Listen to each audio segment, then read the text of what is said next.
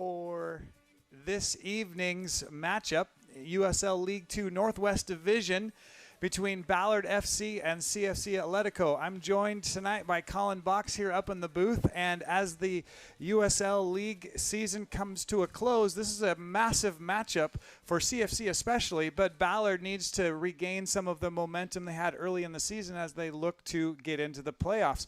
Excited to have soccer here in Salem on a lovely evening here in the Willamette Valley. What are we looking for tonight, and what type of stakes are on the line? Yeah, well, it's an exciting night for soccer here in Salem, Oregon. Definitely the stakes are a little higher for CFC Atletico tonight. They are in a situation where they need to win tonight in order to have a chance at a playoff berth for this season. A little different than last season where they had already clinched the first place in the Northwest Division by this time. So a little bit more riding on the line for CFC tonight. Yeah, CFC topped the table both of the last two seasons, and this season new coach Joe Wentworth in his first season here, not with the club, but is leading the U23 team. Talk a little bit about maybe what Joe has done with this team, constructing it, putting it together, and then as they've progressed through this season. Yeah, so Coach Wentworth, this first season, him being in charge, he was involved and has been involved with the club for some time, but has taken a little bit different approach, building it with some more local players, a couple young players that have joined from the club as well. But really his first opportunity in USL League Two. So I think a lot that he's learned, and also just being able to see really an international flair to this team with players from all over the country that have really come together. And to be honest, looking at them off of the field, they've really bonded together. And it's been an exciting season to watch. Obviously, the ups and downs of the USL, especially the Northwest Division, where everybody pretty much beats up on each other, has been really, really interesting. It has been up and down, a bit of a roller coaster for CFC, especially. I think I was looking earlier, and they haven't collected a point in 3 consecutive games. They tie win loss, or 2 wins in a row and then another loss, and so that just speaks to the whole Northwest Division. On any given night, you're traveling up to Olympia or Seattle or down to Eugene. Anything can happen. Exactly, and I think it's been interesting too this season, which is a little bit backwards, is CFC has performed actually much better on the road than they have at home, with only 1 home win this entire season. So they have tonight's match and 1 more home match here, but their home form has been weaker than their away form. So just interesting to see that happen. I was talking to Coach Wentworth before the game, and he said he tried to actually create today like they were on the road. So they knocked it around a little this morning and then did a team lunch. He didn't want the guys just sitting at home and playing video games or whatever they do when they have home games. So just trying to change up the rhythm and make it a little bit more like when they've had some success. Hopefully that will build some confidence and change the routine for the players to come out and perform well tonight. Absolutely. Absolutely. I think Coach is looking for anything, any little advantage, anything he can do to change up and motivate his players for tonight's big matchup. Who are some people for CFC Atletico that we should be watching tonight? Some of the leaders of the team, or maybe some people that are playing in new positions for them? Yeah, I think one who's been a standout all season is Fumiya Shirashi, who's played on the left wing mostly. Fantastic player in 1v1 situation, tied for the leading goal scorer for the team with 5 goals this season so far. He's one to look at from an attacking threat perspective. And what about on the back end, on the defense? I know Francisco Anton has kind of been an anchor piece of the defense.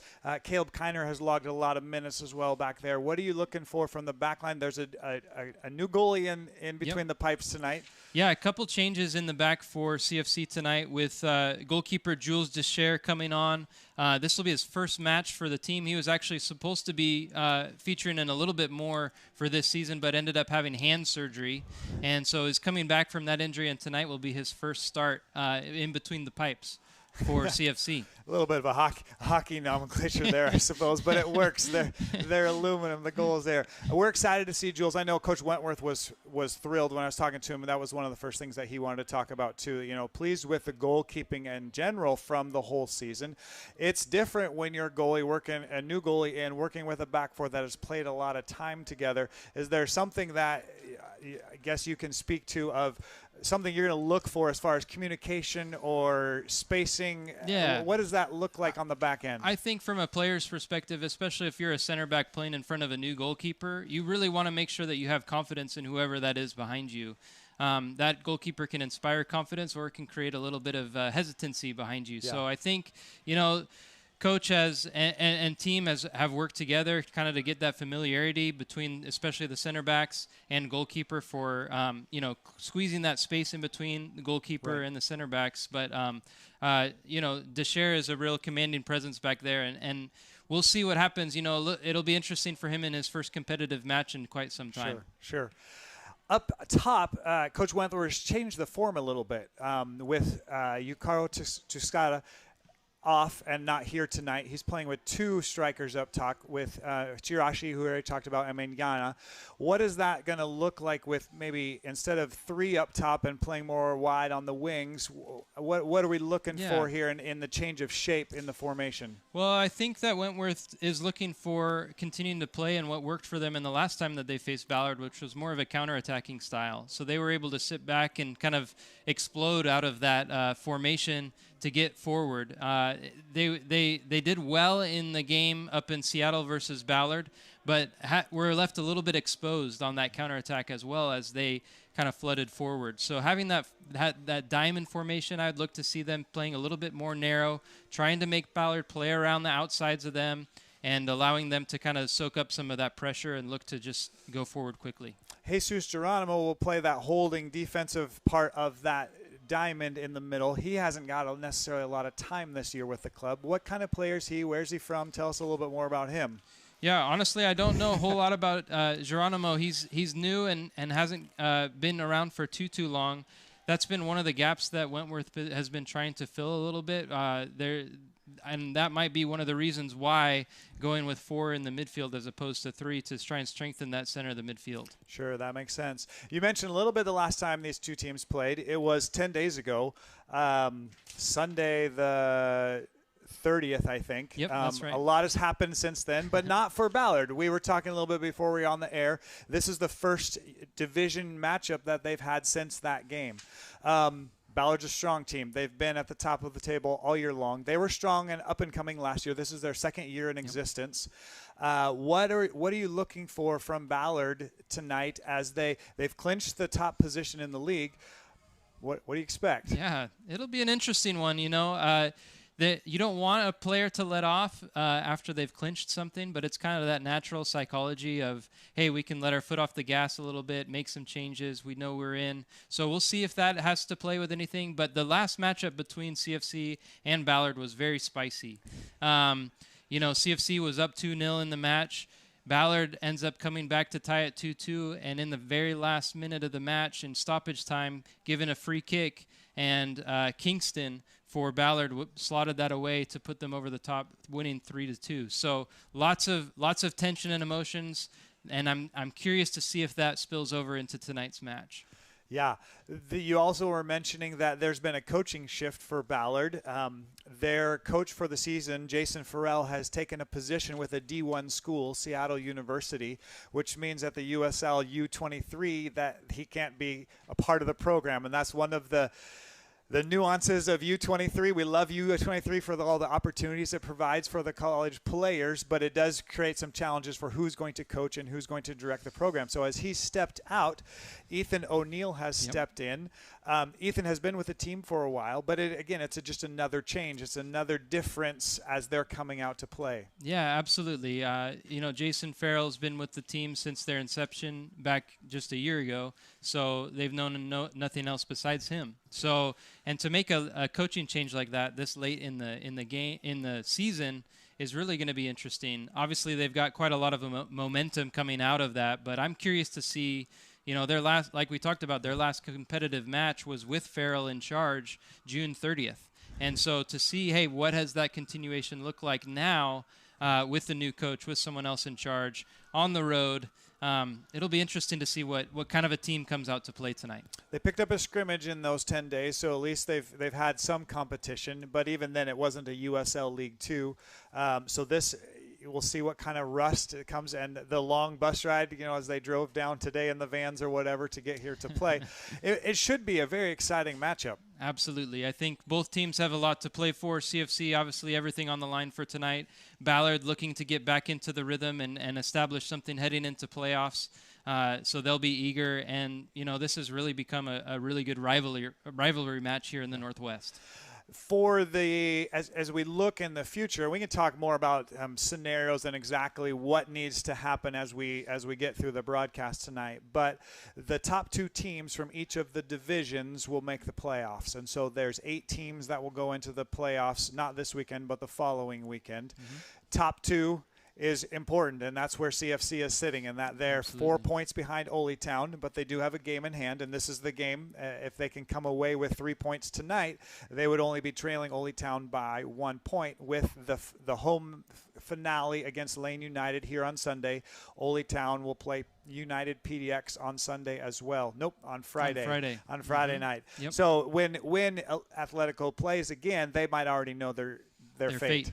Exactly. So a little disappointing. I mean, that's what makes the loss on Sunday against Ole Town here sting that much more, is that now, unfortunately, Atletico finds them in a situation where their fate is not in their own hands. They need a little bit of help from United PDX and Coach Broadhead from last year to be able to get them over the line, along with a good result tonight. The scenarios are, if CFC wins both matches, then a draw between United and Ole Town would get them through. But dropping any points along the way, not collecting 2 victories, means that Ole Town would need to lose to United PDX on Friday. Yeah, so right now Ole Town sits with 20 points. CFC has 16. So let's say CFC picks up 3 points tonight. And then Ole Town, if they tie or win, CFC's out. If Ole Town is if they do lose, then depending on the situations, CFC could pick up a point, or they could pick up 3 and put themselves through. Yeah. But luckily, they actually are head-to-head. They've won each of them. That's where the tiebreaker comes in on points.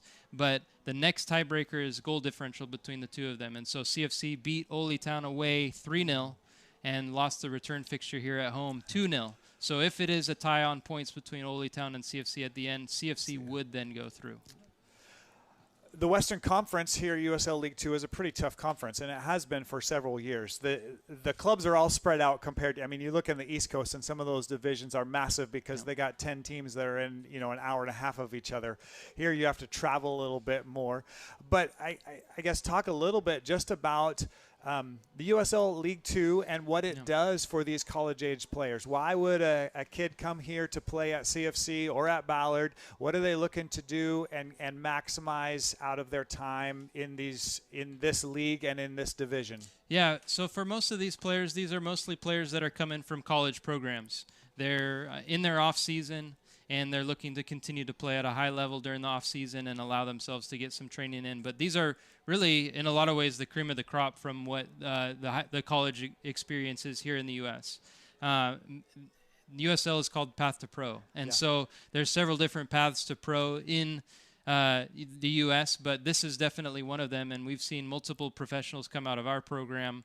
Benji Michel being one of the most notable ones that we've seen lately. Jordan Farr, goalkeeper of the year for USL Championship this last year and winner with San Antonio, among many, many others. So, if you're wanting to continue to play at the highest levels, this is the place for you to continue to play. That's why it's fun to watch these players. I always equate it to minor league baseball, right? It's these kids that are living out their dream, trying to play with different players, get some different coaching, but it also speaks to why it's a bit of a roller coaster throughout the season, because you got a lot of guys that haven't played with each other. They're coming in late or they're leaving early, and so starting lineups maybe mix and match. And Coach Wentworth, as you mentioned, brought in some local homegrown talent, but he's also got some players from Florida, from West Virginia, from University of Charleston, from Sacramento State, Gonzaga, kind of all over.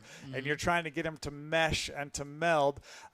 maybe talk a little bit about just the infusion of the homegrown players into the club this year. Yeah, so, the most notable and the most consistent ones have been Caleb Kiner, who grew up here in Dallas, Oregon, and was with the club for a long time. So having someone who's local benefits you in a couple different ways. First is you get some consistency knowing that they're going to be here in all reality for the summertime. Yep. The other thing is just kind of the off-the-field things that do matter on the field. So when you have all of these players that are kind of coming together and trying to bond and create a team in a matter of a week, right? Having some players that are familiar with the area and know the things to do and are able to just be players and not just be players but be people and have a good time and those kind of things. It's nice to have some of those local players that are here.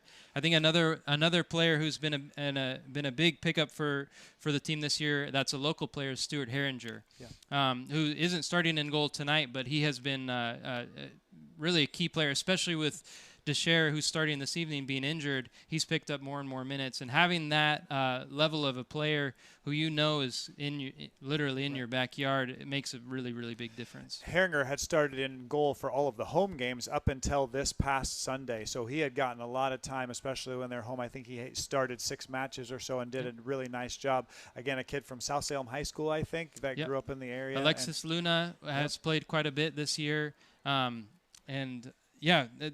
it's been really good to see. Nathan Martinez, also another one from South Salem High School. And Villalobos as well. He's been on and played with T2, but also grew up playing here at the club as well. Right, he came on for the last 15 or so minutes on Sunday. So again, another local name, which is always kind of fun. How many of the players that are on this CFC team are 22, 23, and probably won't be back? And how many of them are a little bit younger that you would hope to ask back? Yeah, I think that's always a question of a couple different things. I think, you have some of the older players. Most of the time, the older players are the ones that are foreign born. So you do have some of those that will be aging out. Yeah. However, there's definitely several underclassmen or ones that are going to continue to be here that I think we'll be able to see potentially for a long time. And it's just, it kind of is hey, we want you here. Do you want to come back and be here in Salem again? And having some of that core and consistency through the years really does make a difference. And alluding back to kind of Wentworth's experience first time as a coach, that was the advantage of having Coach Broadhead had a core of players that he was able to bring through. And it is really kind of that, let's keep some and then let's also bring some more in. Sure. And the reality is as a player, you might make a decision to play here for this reason or that reason, but a lot of it does come down to your relationship with the coach. Yep, and that makes a big difference. And Coach Wentworth, having known CFC, the club, and some of those local talents, he's maybe connected and has some good idea of who's coming, who possibly could fill into the squad as the years progress. Absolutely. Which, again, keeping that local element and as well adding for some from outside talent, which is always kind of fun. I love the international flair of the team this year. Talk maybe a little bit about where some of these players are from. Oh, yeah. We have players from Japan, Brazil, Spain, Argentina, Mexico, New Zealand, all over the place. It was actually pretty cool. Just something, a couple days ago, end of last week, we had training going on for the players out at our complex. Okay. And you've got a lot of foreign players, as well as we were hosting a camp for our refugee, Salem we're partnering with Salem for Refugees. So there's, kids from Cambodia, Rwanda, Uganda, Syria, all over the world. And it was just a kind of a cool moment to see, hey, on this side of the complex, there's these kids that are from all over the world. And here's all these professionals that are guys that are on the path to professional soccer that are from everywhere as well. It's such a huge benefit to the Salem community to have the eclectic nature of the team being put together. And we always hope, when I talk with some of the players about what they're doing in their off days, do you go to the beach or did you go to Silver Creek Falls, just getting some of the local gems of the Willamette Valley, or are they just sitting in their room playing video games or something? And that, going back to what you were talking about, some of the local kids who can show them or take them or, hey, this is a great place to eat. The simple things like that for these college-age kids. Absolutely. It makes it a fun experience for them. Hopefully they maximize their time here in town. Absolutely, and we're grateful for all of our partners and everybody who's helped us to make that happen. For example, the YMCA has helped us with having some of the players that are training there throughout the summer with gym memberships, which is a big deal. Some of our restaurant partners that help make everybody feel welcome for the summertime. Yeah. So. We're about 4.5 minutes away from the walkout and the starting lineups being announced. This is a big year for Capital Football Club in that it is the 30th anniversary of the club, and to see what has transpired in Salem soccer over the past 30 years is a really fun story. We've talked about it in some of the other matches that we've broadcast, but this is the first time that we've been on CC Media and some of the other things that we have going on. So maybe talk a little bit about just the 30th anniversary, the celebration of Capital Football Club, and what maybe the future holds. Can you fit that in 4 minutes? We'll see. So no, thank you, and it's been great. This is our 30th anniversary as a club. We were able to host a kind of a kickoff event at one of the matches earlier in June. And we're able to invite some of the original board members, original coaching staff, and had a great turnout for people from even we had one of our directors who's actually Ian Buckman. He's the director of Brighton and Hove Albion's Academy. Okay. He came out. He was on holiday and came out to the match with us. We had Ignacio Baez, who flew up here from Puerto Vallarta, Mexico, to come to the event. We had Dave Irby, the old director of the Cascade Surge, that was there. Yep. So lots of good people over the years that have helped build Salem soccer into what it is today. That's pretty fun. I was a soccer player in Salem growing up back in the early 90s, so I remember the Cascade Surge playing here. Absolutely. I would come to games. But I think one of my favorite stories that I learned over that time, I graduated from high school, I think, in 94. So right when that at the beginning was started was the color. Yep. You see Colin here's got his nice purple shirt on. Maybe tell the story of why purple was the starting. Yeah, so CFC was Salem United, and the original color was purple because it was a high school programs, basically feeder programs. So the 4 high schools came together at the time, and purple was the only color that wasn't in that. So to be neutral, CFC became purple. I love that. I love that. Well, here we have our walkout. We'll step out for a second so you can hear the starting lineups and the national anthem over the PA, and then we'll jump back in and maybe recap what this game is all about. The standings, Ballard FC, Cascade Football Club, Atletico tonight for a USL League 2 matchup. Now introducing the starting lineups. First for visiting Ballard FC. In goal, number 1, Lars Hellerin. Defender number 4, Leo Burney. Forward number 10, Peter Kingston. Defender number 12, Lesia Thatsane. Midfielder number 14, Bailey Leatherman. Defender number 21, Carlos Alvarez Ancona. Defender number 22, Kai Briscoe. Midfielder number 26, Daniel Robles. Forward number 28, Martin Datsi. Midfielder number 34, Declan McGlynn. And forward number 35, Eric Lagos. Ballard FC is coached by Ethan O'Neill. And now the starting lineup for your CFC Atletico. In the goal from Bonaventure University, number 0, Jules Deckert. Defender from University of Charleston, number 3, Tomas Muller. Defender from University of Charleston, number 5, Francisco Anton. Midfielder from Florida International University, number 10, Diego Castillo. Midfielder from Corbin University, number 13, Yuki Onishi. Forward from Florida International University, number 14, Fumiya Shiraishi.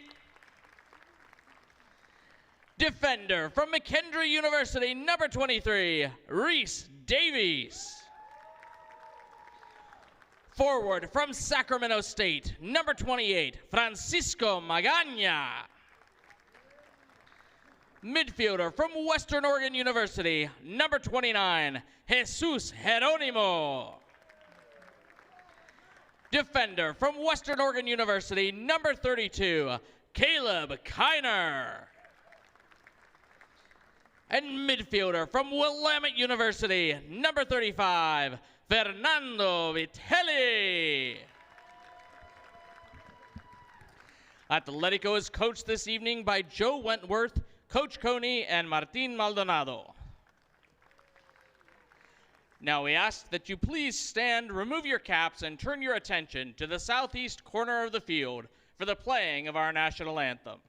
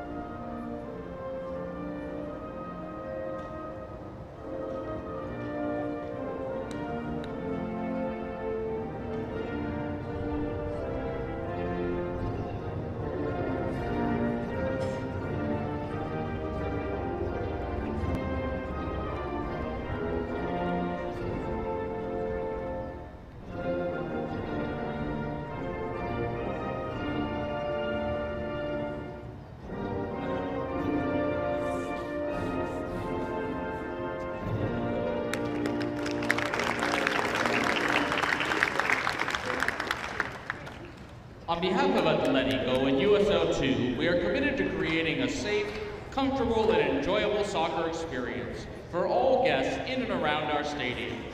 Please be mindful of the following. Fans are encouraged to cheer, sing, between and Ballard FC and Capital Football Club Atletico. Tonight is the second to last game for CFC. They have some work to do as they trail Ole Town by 4 points in the table, but have a game in hand. Ballard has already clinched the division and is looking to move on into the playoffs and haven't played for 10 days. Will try to get some momentum as they look to finish the season strong. We thank you for joining us tonight. I'm in the box here with Colin Box, who is the director of CFC here in Salem, Oregon. Colin, we talked a little bit about in the pregame, but for maybe those who are joining us just now, tonight's a big matchup, especially for CFC. Ballard could come in and kind of just coast if they wanted, but they also want to probably prove something because the last matchup between these two games, these two teams is pretty tight. Talk a little bit about what we're looking for tonight. Yeah, I think it'll be a real interesting match tonight. It's win or be done here for CFC, so everything on the line for them. They need to win this match in order to have a chance at the postseason here. For Ballard, I think it's a little bit different situation where, like you mentioned, they haven't played since their last matchup with CFC on June 30th. So they've clinched. They also have a new head coach after their head coach took a position with Seattle University. So a lot that they're looking to build on in order to continue that momentum into the playoffs. So with that, along with how the kind of the rivalry between these two teams, I think we have really an interesting match on our hands tonight. It's a fascinating rivalry because it's only been a year in the making. Ballard FC was a new club next year, but even last year when these two teams came together, they battled. And it's a bunch of different players. I think I only recognize one or two names from the squads. But it's one of those beginning rivalries that you could see in this division to continue for years. Yeah, absolutely. We love those rivalry matches, and this has really become one very quickly. I think the Seattle, we don't like Seattle around here very much, so I think it's an easy one to get on board with.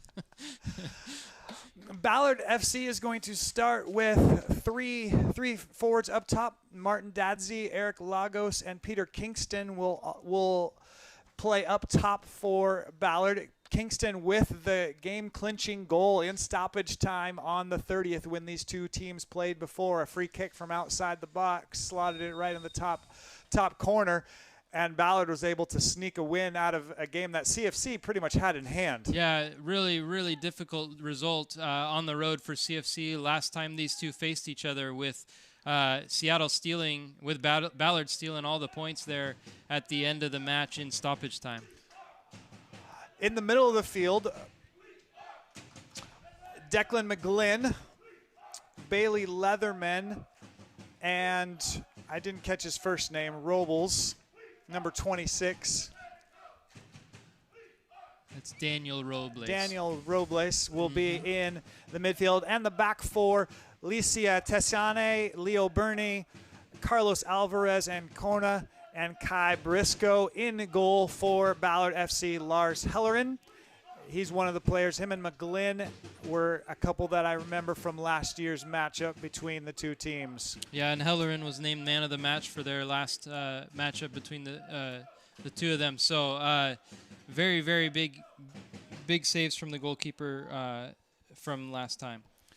If you've been following CFC's season and tracking along, a little bit different formation today. Some of the same players, but also some new names and faces in some different positions.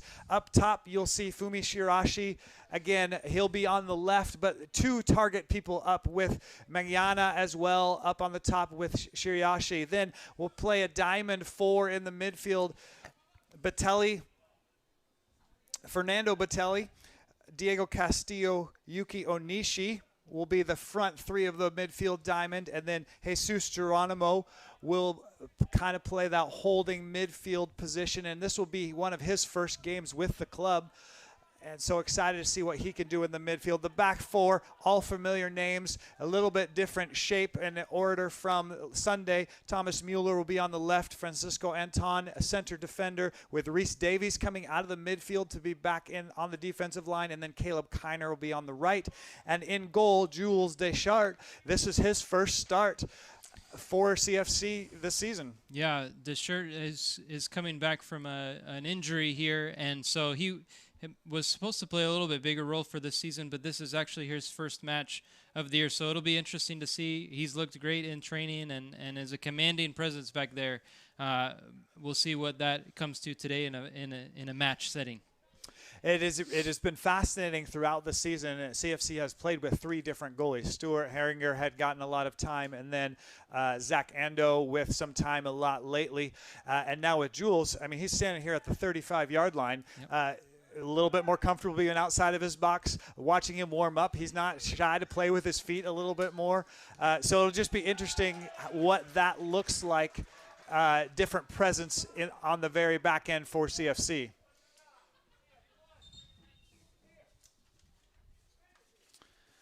If you joined us just for the start, as we talked about in the pregame, this matchup for CFC, really significant.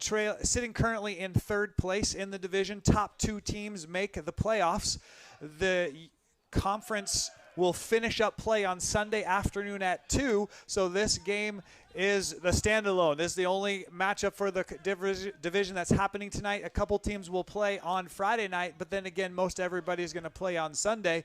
A lot of soccer and a lot of things that could be determined here in the next 4 days as the division season comes to a close.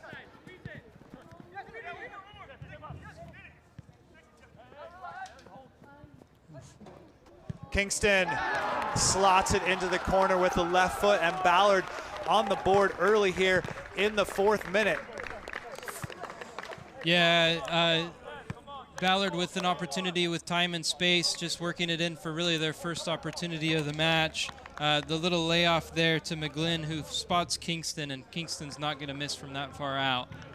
Difficult start here for CFC at home. Kingston had a lot of room and a lot of time. The mark on him was off, and with that left foot, he wasn't going to miss from there. That is about the polar opposite of how the match went.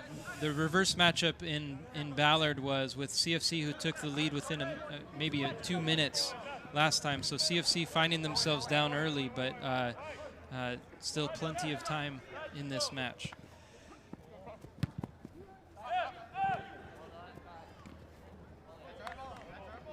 Well, that will go out for a throw for Ballard. I think with CFC's formation with that diamond in the midfield, Briscoe on the right for Ballard, he's the one who's been able to rise up as a right back into that space, and I think that's something that CFC is going to need to try to figure out a solution to. The first couple minutes, CFC had some threatening possession, and on the other end in that goal, I mean, you can't say it came out of nowhere, but that was really the first time that Ballard had moved the ball down the field, and then it was just so easy. Yeah, just really their first opportunity to move into the final third, and yeah, really too easy. Coach Wentworth won't be very happy with how that started. Bernie just flips it up high into the middle of the field.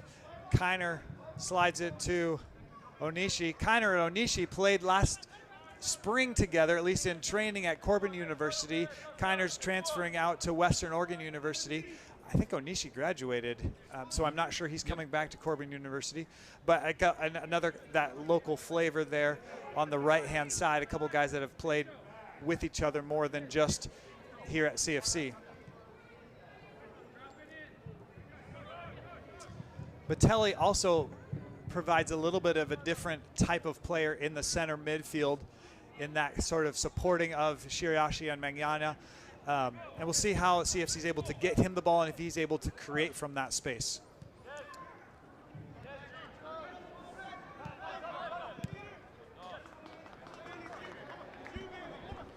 Mueller, Shiriashi tries to split the defenders, always looking to cut in on the right. Yeah, that's good work from Leatherman with Ballard to come across and shut Fumia down. Fantastic tackle there by Mueller, sliding the ball off Kingston, out for a CFC throw.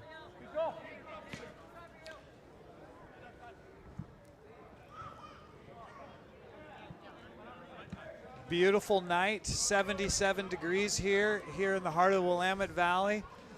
Doesn't get any better than that for soccer. And again, here at the home of Willamette University, Central Oregon, the CFC, Center of Salem, CFC's complex, training complex, out on the east side of town. So it's always fun to have a match here more centrally located for the community. Willamette has been a university here in Salem since 1842, one of the oldest on the West Coast. It's the oldest this side of the Mississippi, if I remember correctly. Started at a Methodist missionary college. They changed their name in 1852, but it's been Willamette University for over, I got to do the math, 170 years or so. And fantastic campus, fantastic view from up here above the field. Nice place to play.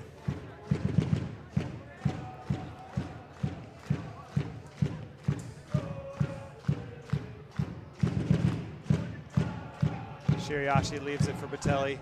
Kingston all the way back.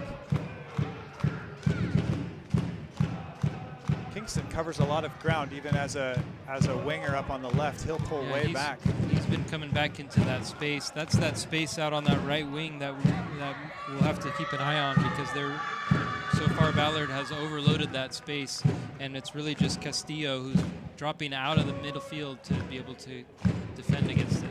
Kiner now making a run. Again, another good give and go action with him and Onishi out for a throw. Ball boy was at the opposite end of the field there. So Kiner chases it down himself.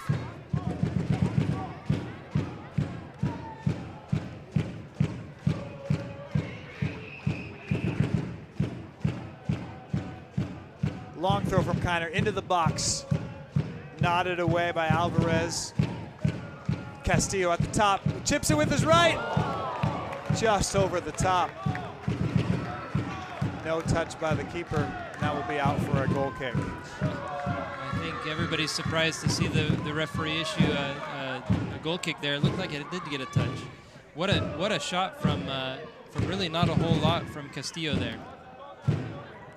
first threatening opportunity there for CFC. Yeah, his first touch, you were kind of wondering if he was going to get the ball out of his feet, and he was able to create just enough out of it to chip it up a little bit more direction to a corner, and that would have looked nice. Onishi Shiriashi slides it across, knocked down by Hellerin, and the last couple minutes have looked strong for CFC. Official in the way, so he'll do a drop ball and Ballard will keep possession. Yeah, you know, sometimes it's just one chance like that that starts to get a little bit of confidence that plays into the team, and that's something that you can continue to build on. That ball right there is really what was missing on Sunday. It's that turnover in the midfield, and that on Sunday against Ole Town, we weren't able to collect some of those. And here's another great example as Castillo takes away. Batelli slides it through Shiriashi. Hellerin's able to get there quick. Hellerin quick off his line if he's not on top of it there, yeah. Hellerin. That was very good. A little bit of a direct ball from Batelli, but it was very, very good eyes to see Shiriashi coming through there. Shiriashi and Mangana now with just playing the two up front has seemed to find those channels a little better already than what it looked like on Sunday playing with three up top. Bayshart will collect the cross right in the box. And it does look like Magana and Shiriashi have actually switched sides early in the match, so I don't know if that's just for temporary or if they're going to continue to do that throughout the match.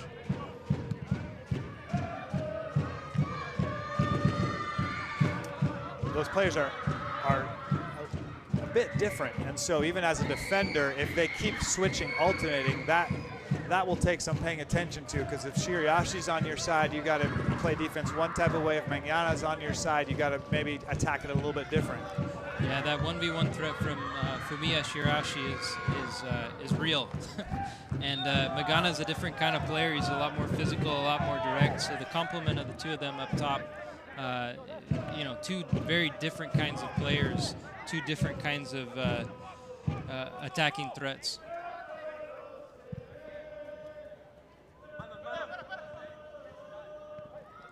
Nodded back out the end line. That will go for a corner.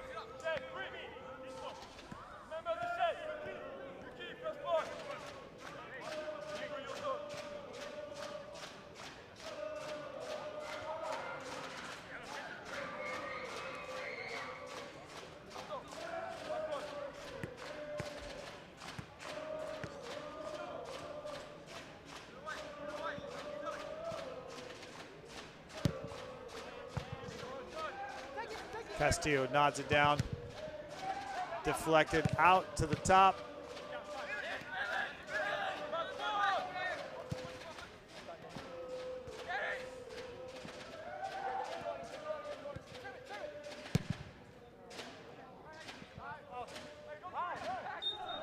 Out for a goal kick.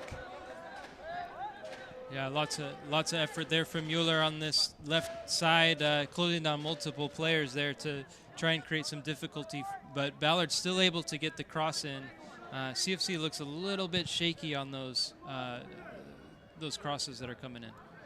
Some of that is, I don't think Davies has played much as a center back this year, and so the new pairing between Antone and Davies, Antone has been the consistent, but Ryan Keefe was here for a while, but he's already headed back to Wisconsin. Also, Osvaldo Santana is back to Shiriashi from distance, just wide. Santana back to college, and then Zach Ando also down to California to UC Berkeley. So already you see some of the trickle for CFC for some of those players headed back to get ready for their college seasons. Yeah, you know, those are real difficult things to get used to when you haven't played with someone, you know, at all necessarily in a game. It takes a little while to learn a couple of the little subtleties of where you're going to move in this situation, or what kind of a ball you want to receive, or those kinds of pieces. And especially when you're playing the top team in the division, those challenges get amplified a little bit. Briscoe finds Kingston on the right. He'll cut back on his left. Straight up in the air, Anton.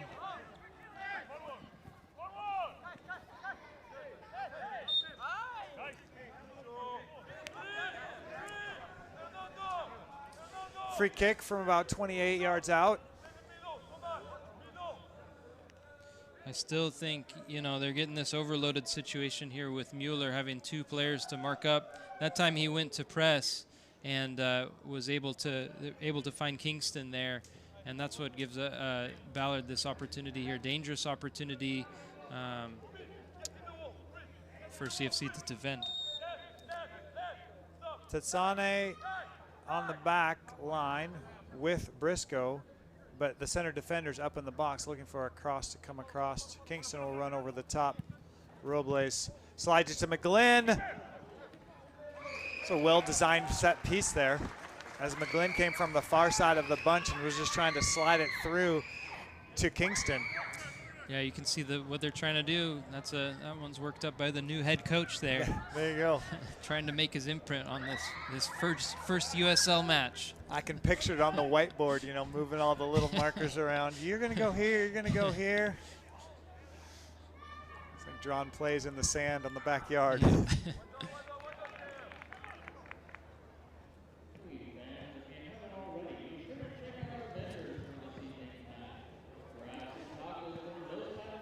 As we get down to the end of the regular season, if you have any questions or want to follow the action more, USL League 2 has a fabulous website that's kept up to date, statistics, standings, the latest power rankings as well. USLLeague2.com is a great place to find all the information you need and are looking for USL League 2.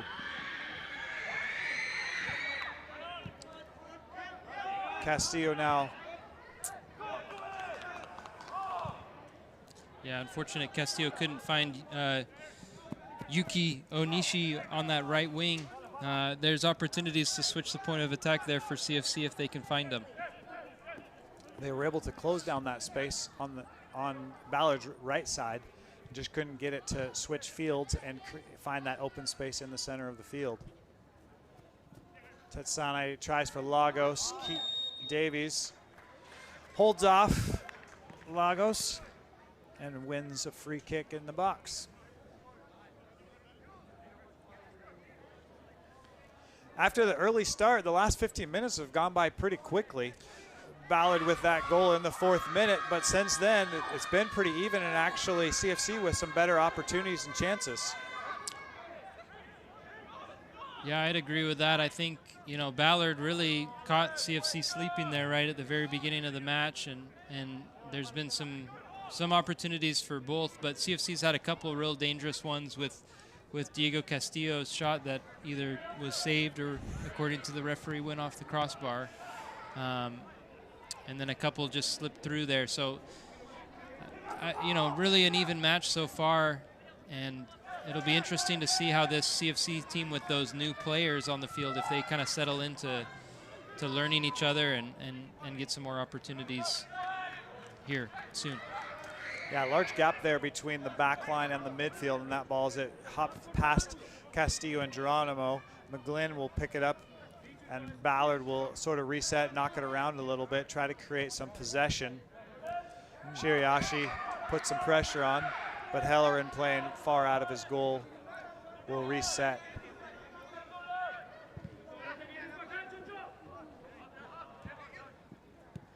Kingston, McGlynn, again here down the right. McGlynn just holding.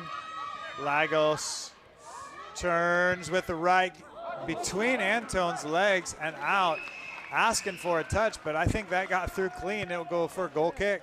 Yeah, that was very, very dangerous, and honestly pretty similar to the first goal. McGlynn picking it up in that little pocket and being able to play it into the forward for Ballard. Again, another attack coming down the right-hand side for Ballard.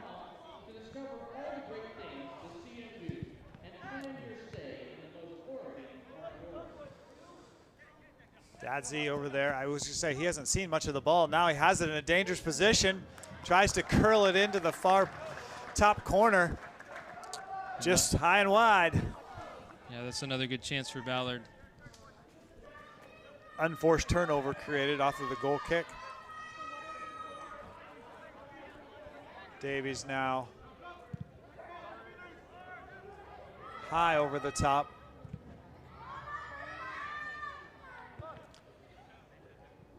Atletico has played a lot of the season just looking for the counterattack. Getting up to Sukada or to Shirashi, or playing a target ball to Mangiana and letting him play it to the side.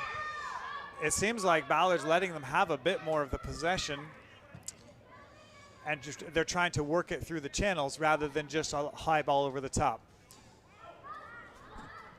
Yeah, I think you know, Ballard's been pretty strong there, kind of in the most dangerous area as they're defending. You know, Leatherman, their number 14, he's playing as that holding midfielder, has been really solid, both kind of controlling the attacking options as well as covering those center backs, making it really difficult for CFC to find any space right in front of goal there.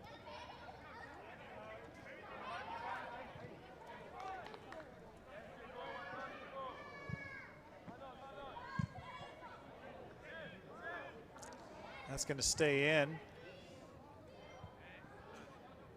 Geronimo to Kiner, who'll spin back around, looking for space. Plays Geronimo again. There's a switch of Fields here if they can see it to the left. Castillo comes back to the right and sails out for a Ballard throw.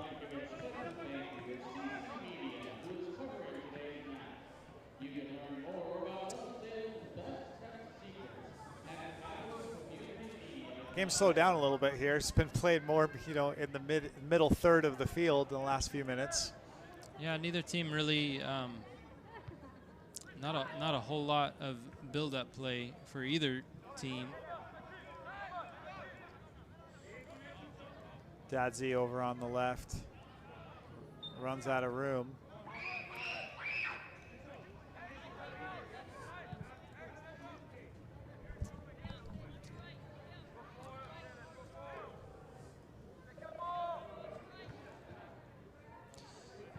I'd like to see a little bit more from Batelli with CFC playing just in behind Shirashi and Magana. It seems like Magana and Shirashi have been disconnected from the rest of the group a little bit too much.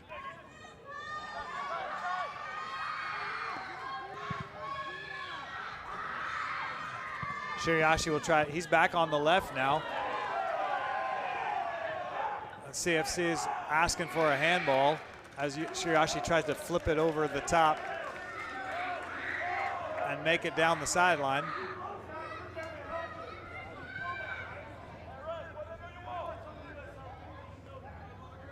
I thought it was pretty impressive that Shirashi was able to get on the end of that and keep that in bounds. The field turf here at Willamette is pretty fast and bouncy, springy. Kiner on the right. Low cross into the box. Can't find Mangiana as Alvarez Ancona plays it out, and that will go out for CFC's first corner of the evening. Again, a nice switch of fields there. Kiner, all of the space in the world. Yeah, Kiner has been an option for CFC moving forward. He's had space to operate and played some good passes in there. That cross, unfortunately, not able to find Magana there, but good opportunity, wins the corner. Onishi, low cross in the middle, just past Batelli. Castillo nods it. Davies up high, and it falls Heller. It looked like Heller didn't really know whether to come out or just stay put. And CFC had a couple people that maybe could have made a play on it, but that ball just seemed to always be a little bit out of their reach. Unfortunate there. Batelli now in the middle of the field.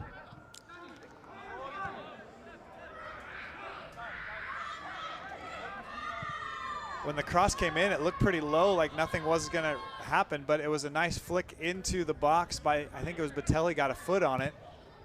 High over the top. Mueller's going to try to chase it down. He'll keep it in. Back to Castillo. Castillo high over the top, too far. Yeah, good. That's good play from Atletico. Mueller getting in on the left-hand side here. That might be one of his first kind of parades up the side, and getting that cross in from Castillo. Just a little bit better service required.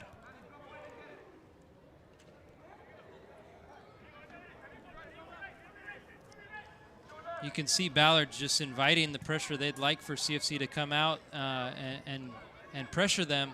CFC not really buying into that, but Ballard now looking to play out.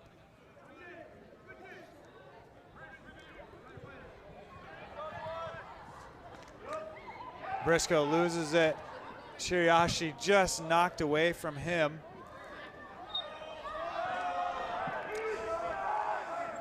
Mueller will pick up the foul. This CFC's 4th foul so far. Spread out all over the field. Yeah. You can feel just the tensions rising just a little bit. It's a little bit harder challenges. Probing a little bit more. Davies not able to get it over the top of Tisane. But again, another ball in the midfield that CFC is able to come away with. And the midfield play already has looked a lot better than it did on Sunday. Yeah, I would agree with that, Aaron. I think these guys are working hard, and they've won a lot of these 50-50 challenges, which makes a big difference. They say that the team that wins the most 50-50 challenges in a match is the one that's going to win the game.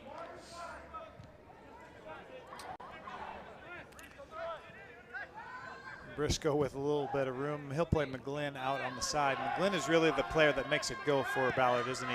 Yeah, he's been floating kind of all over the place. He likes to play in that pocket on this right-hand side, but there you see that interchange there. Mangana, just an unlucky first touch. He wanted that ball to bounce, and I think it caught him on the toe, and he didn't get the bounce that he wanted. Shiriashi now not able to get to it before Hellerin does. Yeah, his first touch let him down there. Magana, man, he was looking at goal already, I think. But a couple of real promising moments there for CFC. Definitely feel like there's more in this game. There's definitely more goals to come.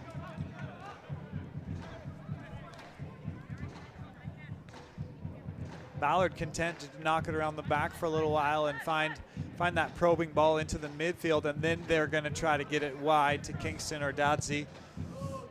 Just as I say that, they play a long ball down the middle, of course. Commentator's curse.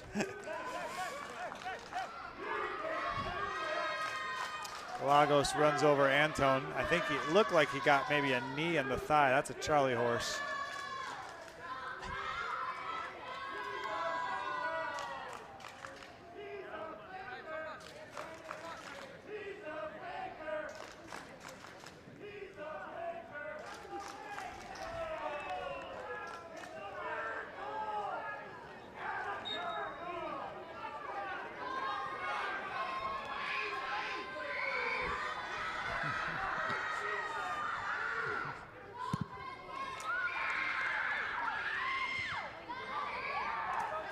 Castillo nods it into Hellerin. Back line is the international flavor, right? You got Mueller from Brazil. From Argentina. Argentina, sorry. Yep. Anton from Spain. Mm-hmm. Davies, New Zealand. New Zealand, and then Kiner, the local boy. Yep. So the back four from all over the world, literally. Mueller, Castillo. Great ball. Great ball. Onishi with room to roam. He's got Manana running through the middle and Shiriashi cutting in on the right. Onishi, nice move. He'll take a shot from there. Yuki Onishi with the equalizer in the 30th minute. Well, and what a ball to start that all off. And Onishi saw the space in front of him. He had Magana going in front of him with the run, but he decided to take it all on himself, beats the defender, shoots from distance, and slots it into that far side corner. What a finish, what an individual effort there from Onishi. CFC ties it up. I was so enthralled with watching the runs. Mangana and Shiriashi were kind of making an X, and Mangana was going to slide out to the far post, and Shiriashi's coming in the end. Onishi just said, let me do it myself. I'll put it into the far post from here. What a great goal. Great goal, great run, great finish.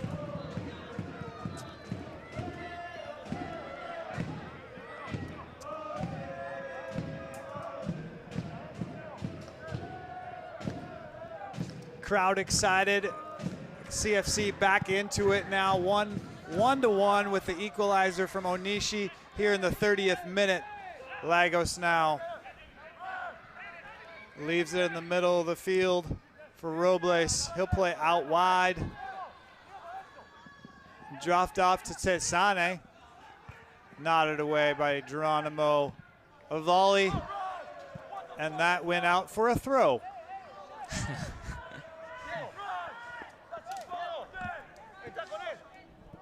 I can smell the smoke from where we're sitting. The Atletico fans are loud and excited about that goal. CFC, I think, needs to be careful right now, just not to get too excited, not to lose their head, continue to do more of the same. That goal really was a product of sort of what we were talking about. The ball had started on the left back and it slid into the midfield. The ball poked out. I think Geronimo got it to Batelli, who then got Onishi into some space, beat one defender to the right, and they're off to the races. McGlynn now tries to get it onto his left foot. He'll play out wide. Poor forced touch there by Dodsey. Castillo with room in the middle of the field. Long ball up over the top. Shiriashi will play the high bounce. Cut around, now he's got room. Now he'll play another ball over to Castillo on the edge of the box. Tesane able to knock it away. Sideline to sideline action here for CFC as they're moving the balls diagonally back and forth. Great initial ball from Castillo to Shiriashi, and then he looks to actually return it all the way back to him. A little bit optimistic there for that one.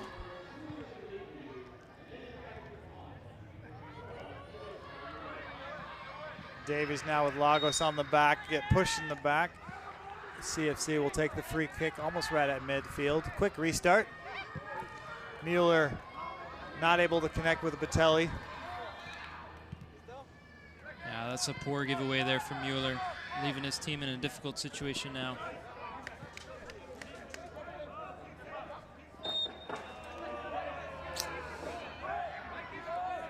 Shiriashi and Castillo go to the same university, Florida Tech? Florida International. Florida International University. So maybe there's that connection, a reason they could just find each other no matter where they are on the field.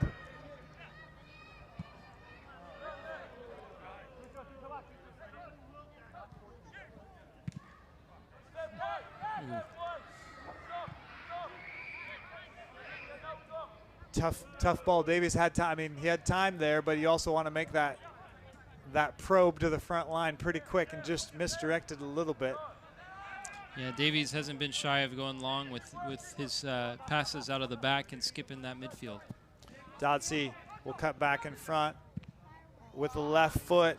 Robles misses wide. Yeah, I think you can hear Coach saying it. He's frustrated a little bit with Kiner there out on the wing. He wants him to keep him outside so that he's not allowed to cut back in, because that's a couple times now that Dodsey's been able to cut back in and find someone at feet, creating that real dangerous situation for CFC.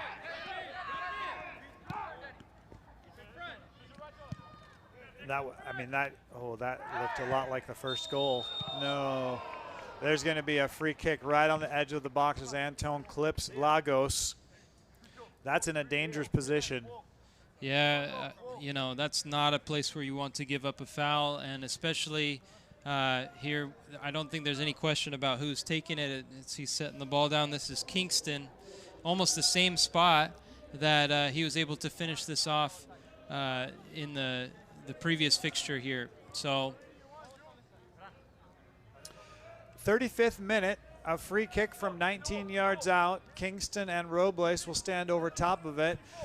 Ballard only has Lagos in the box, otherwise CFC will put up a 6-person wall, and Deschart will organize, and he wants Castillo on the other side. Maybe that's a a height move. Looks like Mangana is on the left-hand side of the wall. Kingston up over the top, and it's way over the top. Yeah, that looked nothing like what he was able to do in the last one. CFC really relieved just to see that go over the top.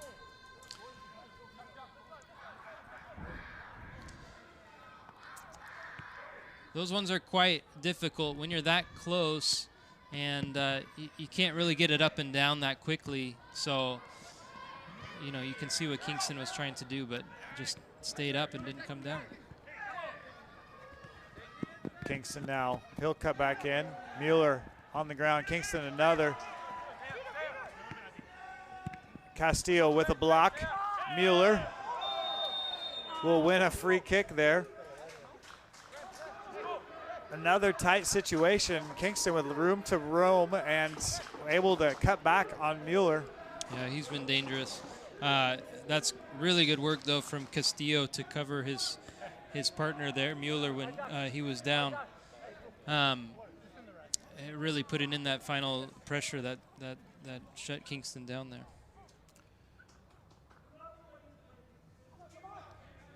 Deschart will take his time a little bit. A couple of players go grab a quick drink of water, and then he'll play long up the left-hand side. Batelli not able to get to it. McGlynn, you find him all over the place, don't you? He just really roams that midfield. Yeah, he's been given the freedom to kind of do whatever he would like. Ooh.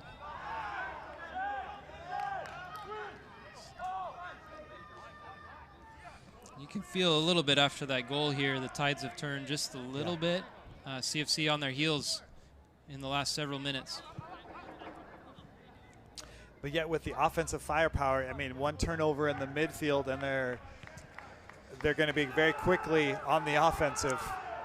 Yeah, I think that's one thing that Atletico has definitely is those goal-scoring threats. So any moment that Ballard is caught in transition could mean a real dangerous opportunity for the home side. Batelli slides it all the way across to Shirashi. He'd like to create more space, but Ballard immediately sends two players there, and he didn't really have much to do. Castillo, long ball, Onishi, first touch hops up on him a little bit. Looking to get by Tetsane, low cross. Magana just misses, nobody was on the back post. Turned out to be a great opportunity. Yeah, what a great ball from Onishi, basically to Maganya's feet. It looked like he went for it with his left, the outside of the left foot. I don't think he expected such a great cross from Onishi, to be honest.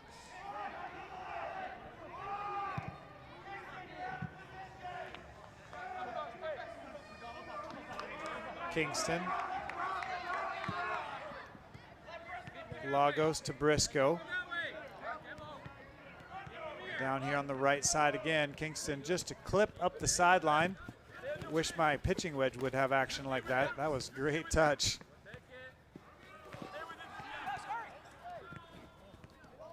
Lagos just trying to win a corner, and he does. That's out for a corner. Yeah, Lagos is very strong. One thing that Atletico lacks is really size along that back line, and Lagos is causing some issues just holding that ball up.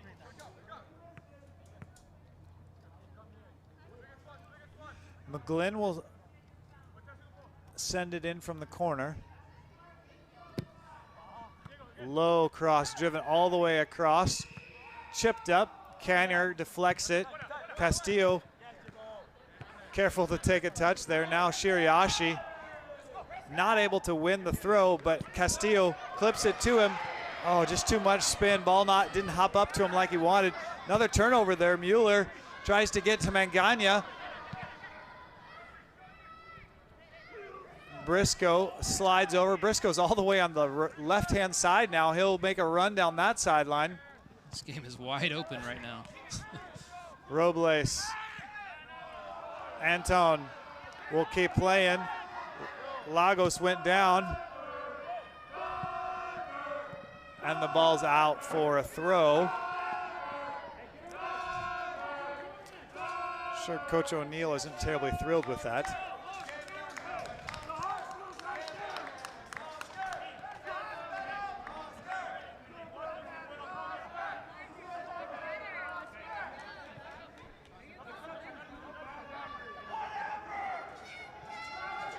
Referee has a lot to deal with here. He's been doing a pretty good job so far, I'd say, with both sides, but expect the volume to get turned up on this one a little bit as we get closer to the end.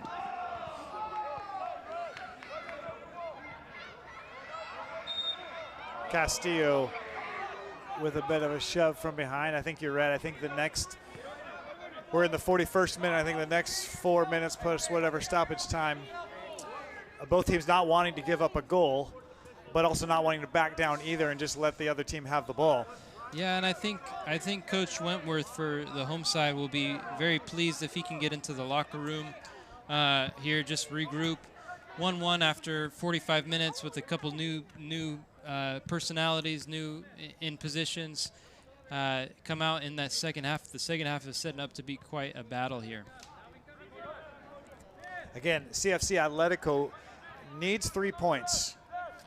A draw doesn't do it really for them. I mean, I suppose mathematically it would work, but really to have more comfort, or at least more faith that it's possible to make the playoffs, 3 points is a necessity tonight.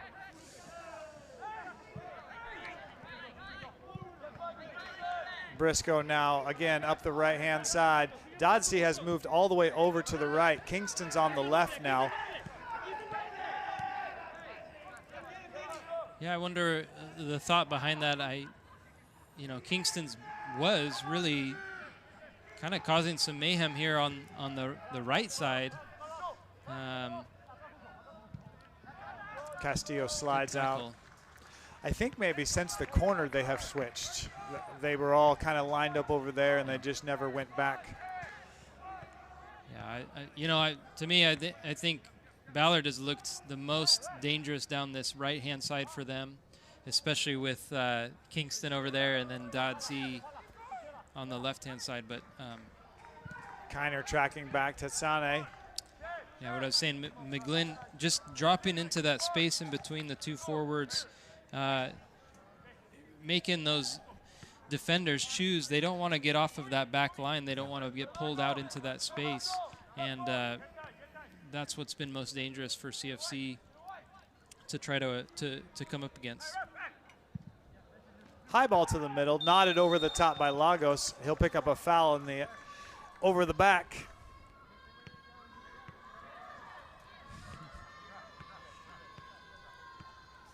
Like some matches, there hasn't been a lot of egregious fouls. There's been a lot of fouls, but they have been playing the ball. They've been trying to box people out, hold them off. Yeah, again, I think the referee has done a pretty good job this first half, kind of calling the things that need to be called and letting a couple of the other things go. So, this is a rivalry match, and you can expect it's going to be really, really challenging, especially if this stays as close as it is.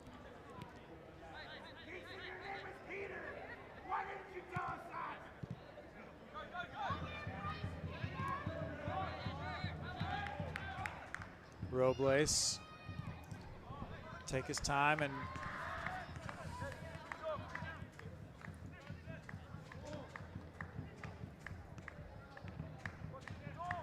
Alvarez and Kona working finally, able to get it to Lagos. Lagos now all the way across to Dodsey.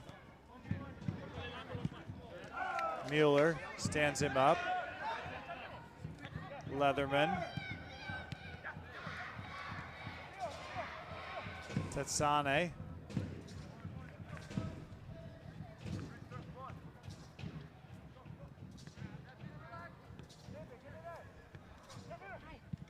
When Ballard gets in the offensive third, McGlynn back over to Tetsane. Tetsane, listed as a defender, will come way into the possession that's being played. Leatherman plays that holding midfielder, but they're playing with three along the back line. And Tetsane has pretty much free roam on that left-hand side.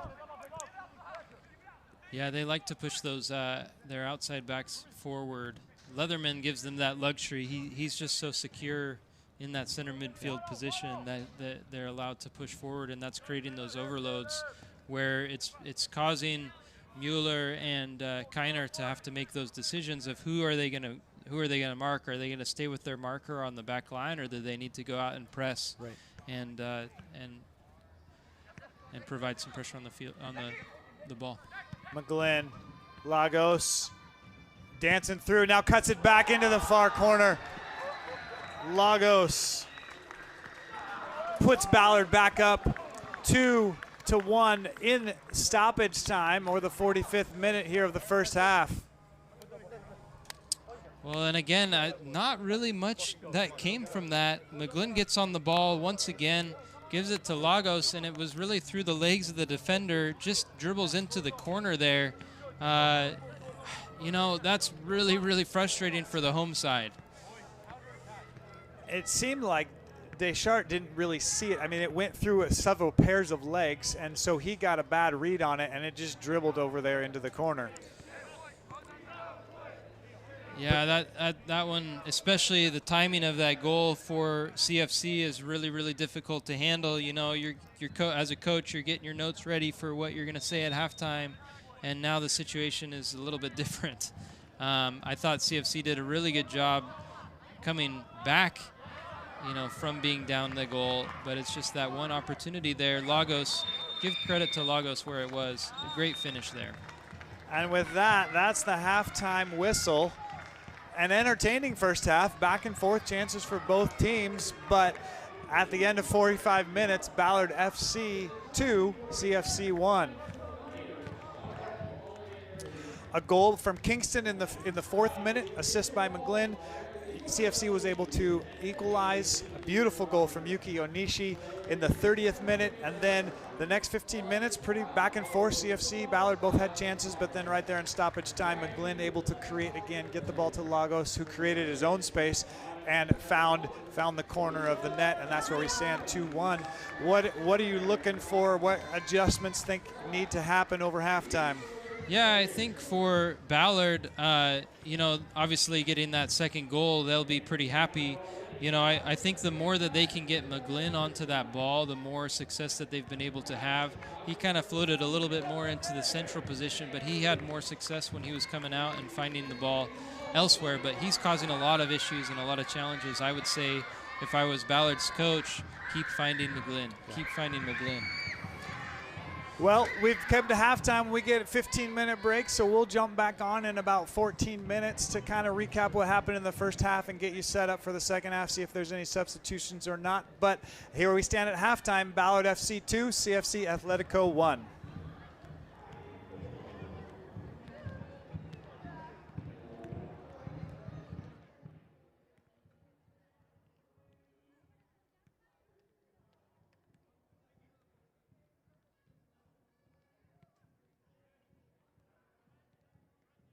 Have you or your child played sports or music in the Salem Kaiser School District? If it's been within the last 30 years, chances are CC Media has covered the game or performance. Formerly known as CCTV, Capital Community Media, CC Media has been at sports events and music performances over the years in our community. We have DVDs and Blu-rays available. Interested in the current graduations? Go to capitalcommunitymedia.org and visit our store.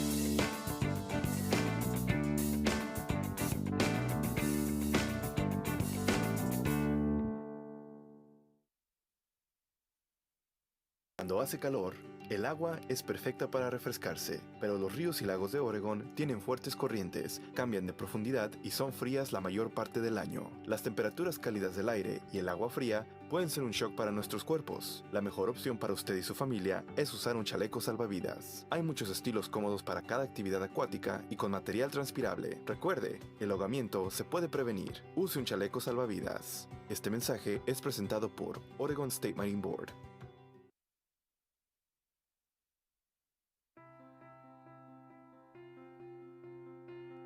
I moved to Salem in August 2020, which was at the height of the pandemic. I'm a student at Corbin University, and I'm studying psychology and media arts. What you're currently watching is the fruit of my degree's labor, so think of that what you will. With the equipment from Capital Community Media, I want to show you what Salem looks like through the eyes of a 22-year-old girl who begrudgingly moved here and ultimately fell in love. My first goal was to find the best coffee shop in Salem. This was hard.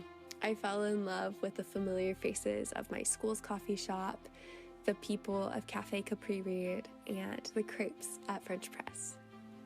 I attended various church services, chased squirrels at Bush Park, and had picnics at Waterfront. Besides beautiful places, what makes a place special? It's the people. This is Kaylee Peace. She's one of my most best friends in the whole entire world, and she is a Salem native. She showed me some of my most favorite restaurants, secret places, and has just been one of the brightest lights in my life. I adore Kaylee with my whole heart, and she has the greatest laugh that you'll ever hear. I feel like I'm in a movie. This is Naomi Yannicki. She's one of my favorite professors at Corbin, and she's the head of the media department. Her vision is completely changing the scope of Corbin, and I am so excited to see what she does. Her advocacy for us as students has just been unmatched. I love this woman.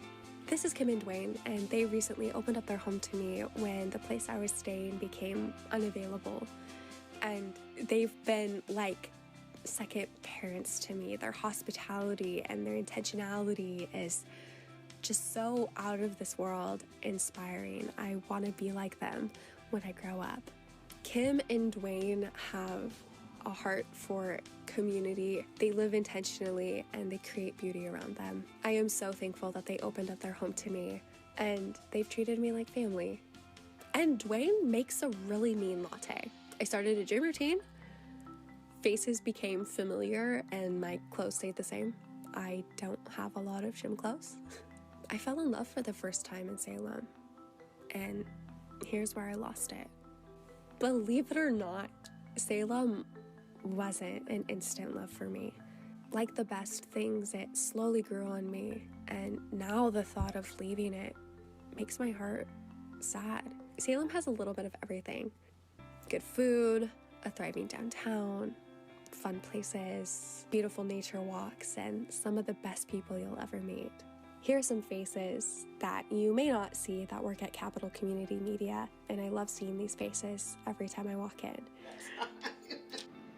Aww, did you hear that? No, I was busy crying.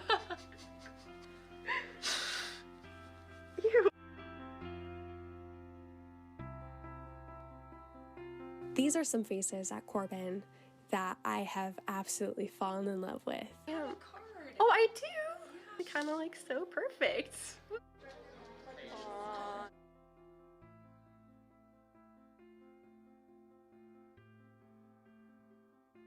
This is Caesar, the no drama llama. You'll probably see him around Salem. He's a pretty cool dude.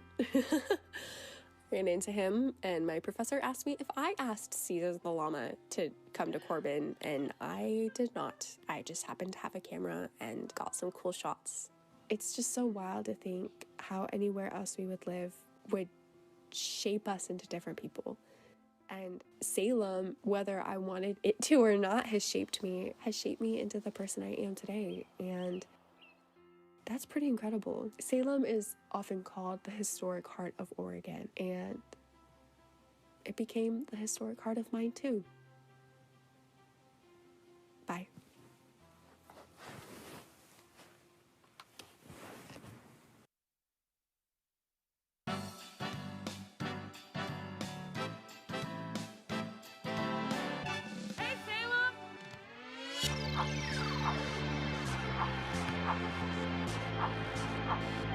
Today we're celebrating the completion of Ed Davison Field, which is the first of a series of improvements that we're making at our youth sports complex, Pioneer Sports Park. So we're really excited to see the turf come out and everybody who's out here today.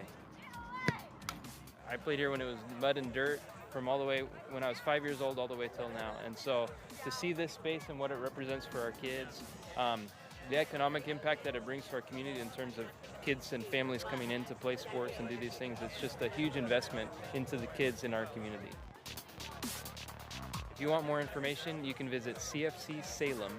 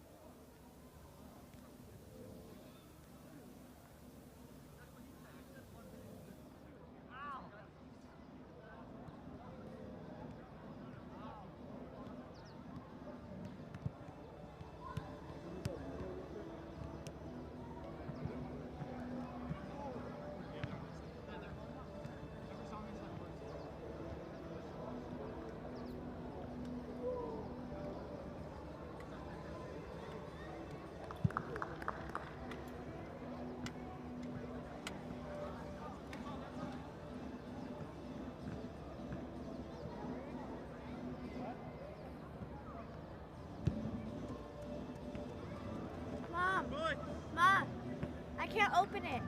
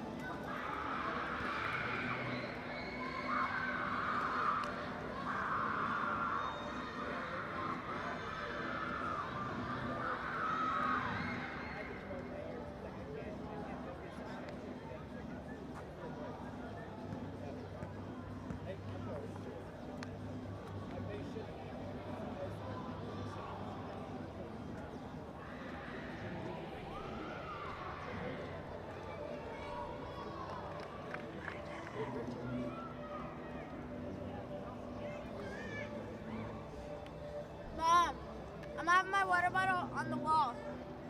Or like right there.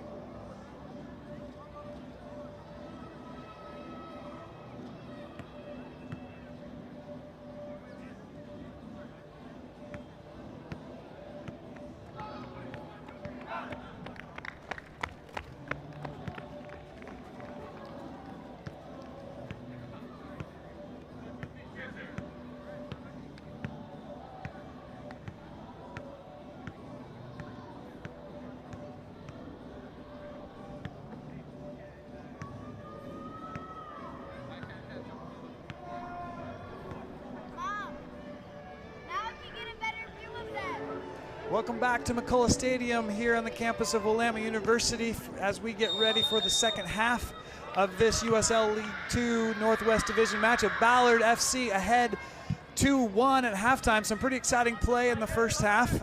Let's get to some of the highlights as we're kicking off here in the second half.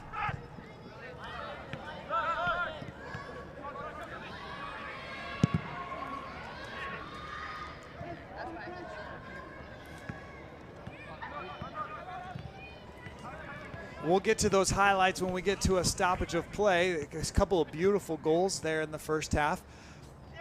But CFC looking to make some adjustments and get going here in the second half to find that equalizer right away. Ballard FC was able to jump out with a goal in the 4th minute. CFC equalized with a laser from Yuki Onishi into the bottom left-hand corner. And then right into stoppage time, Lagos put Ballard FC up 2-1, and that's where we stand here coming into the second half. No changes for CFC Atletico, the same starters out. Shirashi on the left, Magana on the right, Batelli, Geronimo, Castillo, and Onishi in the midfield. The back line of Mueller, Anton, Davies, Kiner, and Jules Deschert into goal for Ballard. One substitution. Yeah, it looks like, Aaron, we have Lagos, who's made way, the center forward for number 45, Korzeniowski. As play comes forward for Ballard.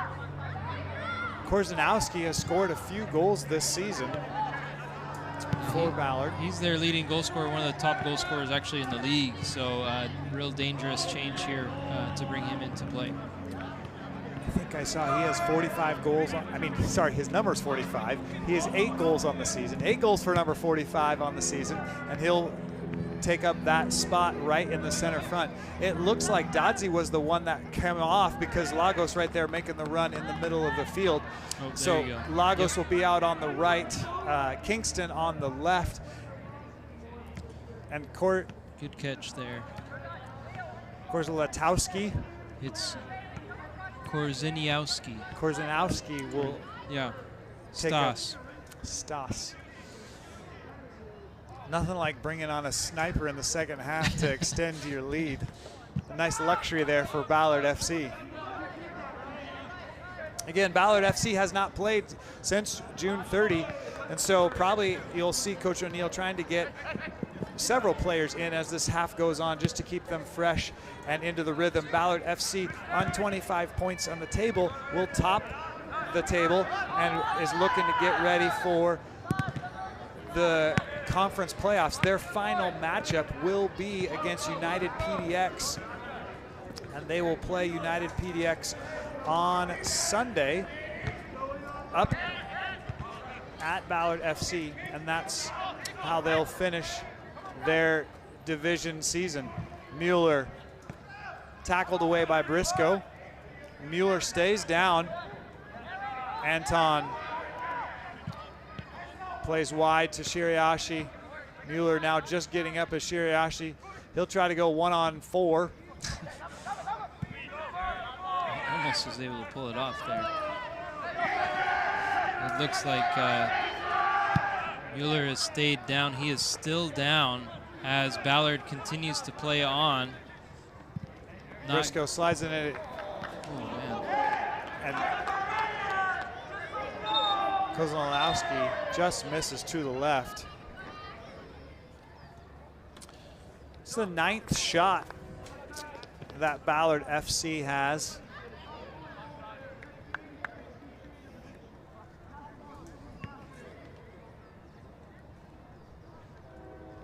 Looks like Mueller is holding his side here after staying down for some time.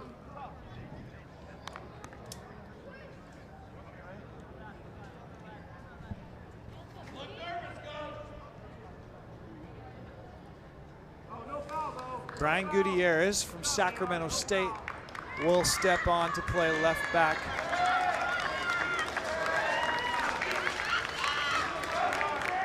Mueller has played a physical game.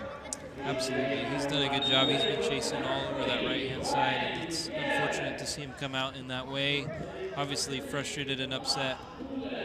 But Gutierrez has been good for CFC, and I don't think we'll see much of a drop-off with him coming on, to be honest.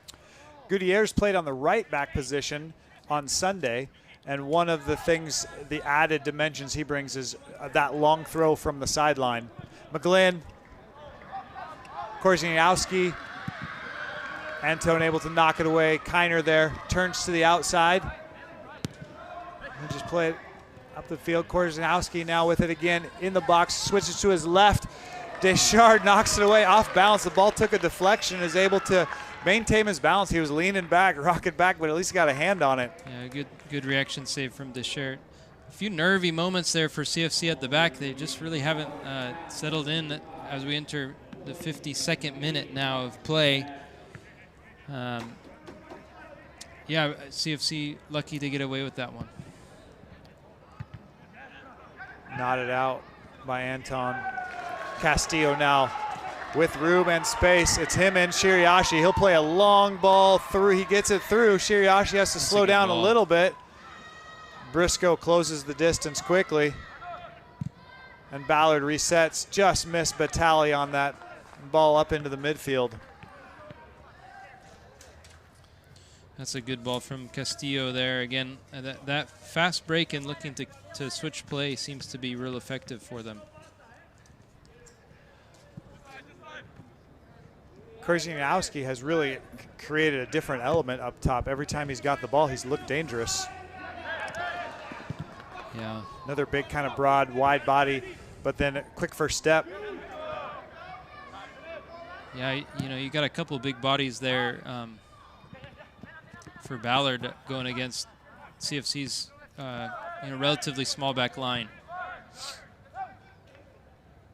Leatherman. Long cross ball. Kingston not able to collect. Since Kingston slid over to the left-hand side, he hasn't seen as much of the ball. He really has. He's kind of disappeared. He was much more effective, in my opinion, on the right-hand side, but hasn't done a whole lot since then.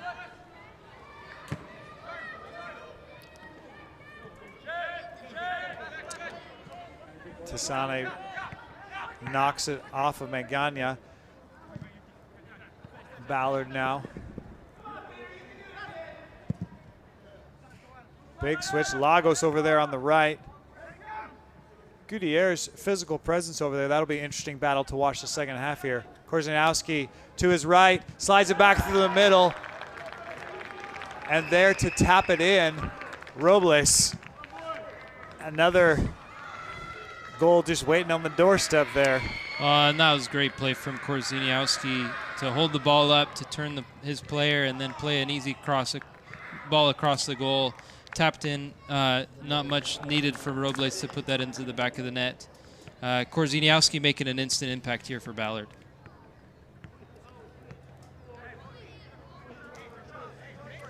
You see Korzeniowski to the right, and then Kiner just doesn't get on the right side of Robles.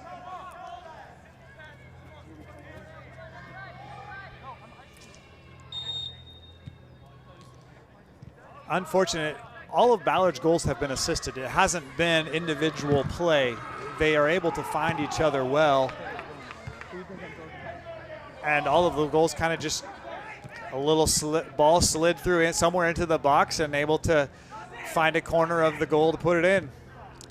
Ballard's been doing this to teams all season. Yeah, Ballard has been really good.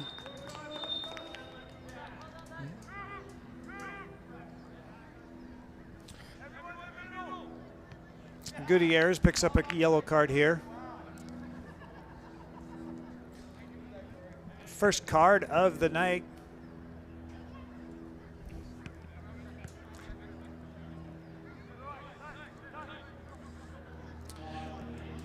Free kick here for Ballard FC. Probably, we'll say 28, 29 yards out, 30 yards out.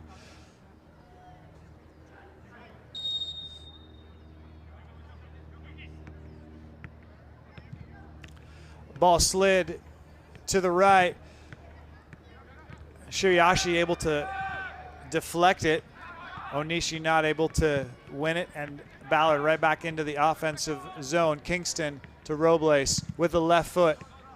Shiriashi just gets it out. Onishi, we got 3-on-3 as Briscoe bumps the Onishi off the box. I'll come up to you. Stay there.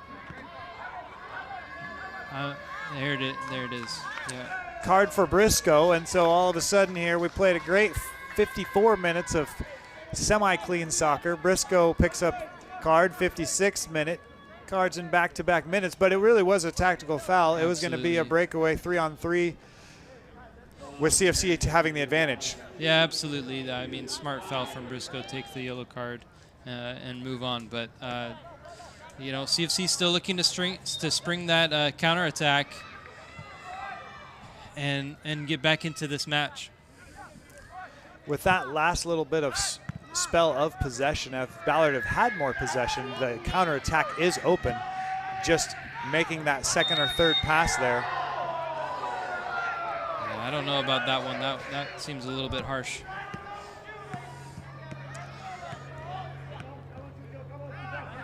Good work there from Kiner to close the space. He's done well. He's adjusted a little bit and played pretty solidly on this right-hand side.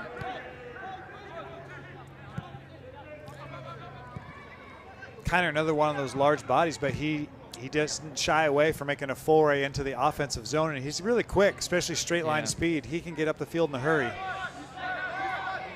He's done well. He played last time he played in the center, and now he's kind of back out in his favored position, out as a outside back. Briscoe again, just right through Geronimo, able to knock it away. Castillo seeing his options, he'll go through to Shiriashi, but just too much pace on that. Hellerin will collect. Yeah, you know, Castillo's trying to play. You can see what he's trying to do there with Shiriashi, and it's not a bad ball, but just to play in behind. I'd like to see from CFC just a little bit more variance in when they're deciding to play to feet versus playing in behind.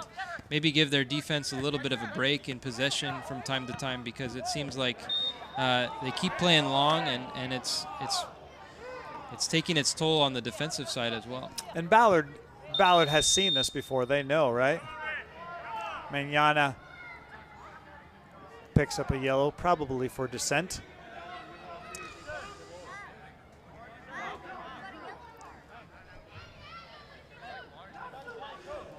But you can see even when Castillo picks up the ball, the center defenders from Ballard are already with their head, you know, looking over their shoulder and having a foot back to get on their horse to have a better angle on that ball. Yeah, and I think that they're doing the right thing in protecting that space behind.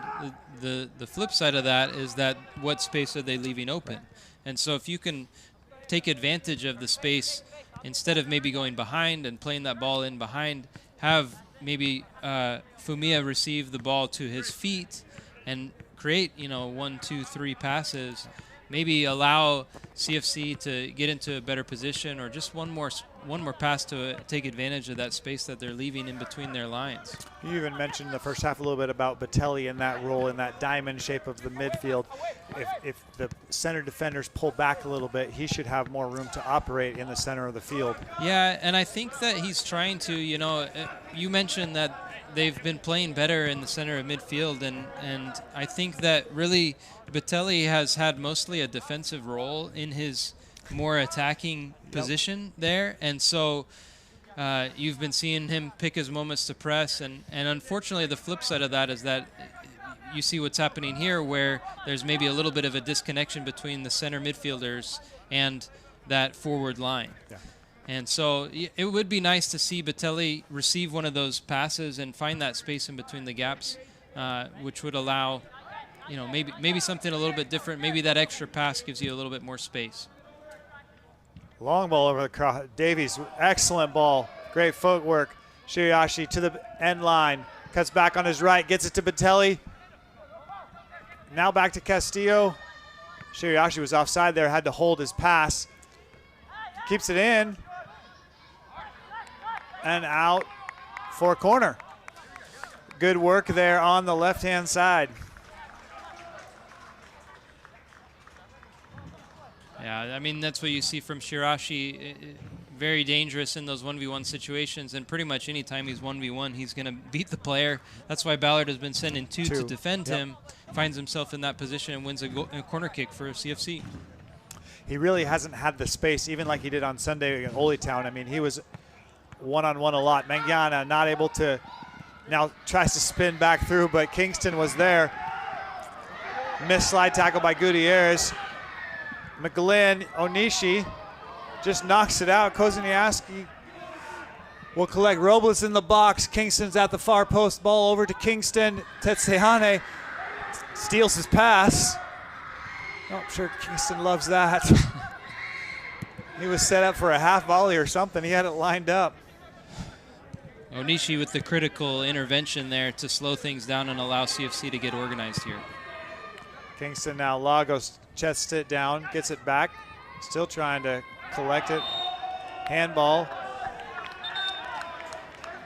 Ball bouncing all over, finally hopped up to his hand, and CFC will restart from back in the box.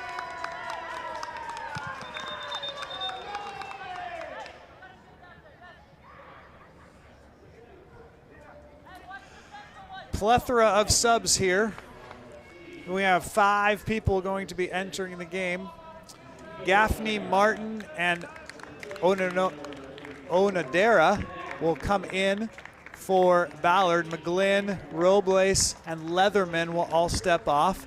And for CFC, Nathan Martinez and Chris Swider will come in. Swider will step in for Geronimo and play that holding midfield position. Martinez will step up and it looks like play on the the right side. A little bit of a shape here change. Davies has moved into the midfield. Kiner's back as a center defender. Martinez will play right back. Yeah, so you see Davies stepping into the center midfield. That's kind of where he's been playing most of the season. Kind of an attacking change there for CFC with Martinez coming on the right-hand side. So Batelli and Geronimo off for CFC. and Swider and Martinez onto the pitch.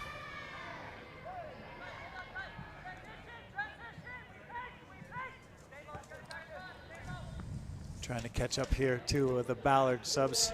Number 6, Onadera.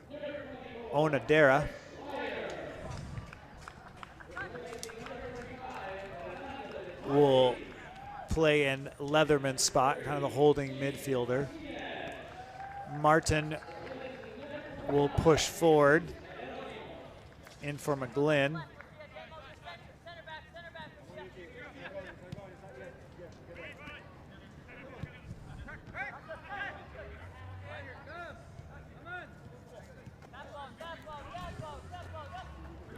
Gaffney will be the other midfielder.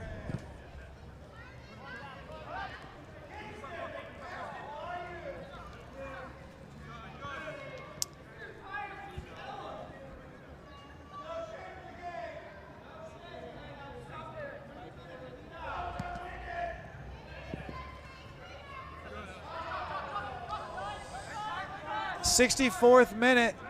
CFC looking to get back in this match. 3-1 Ballard. It was 2-1 at halftime. And then a goal in the 54th minute by Robles to extend the lead. And Atletico has their work cut out for them. Ooh. Davies just a touch there. It was not the best of first touches of the game for Martinez there to serve it back into the danger area. But goes out harmlessly for a goal kick.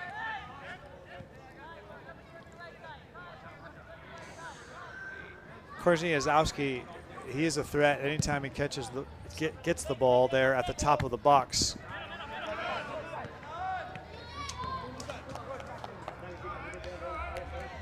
Gagna not able to maintain possession.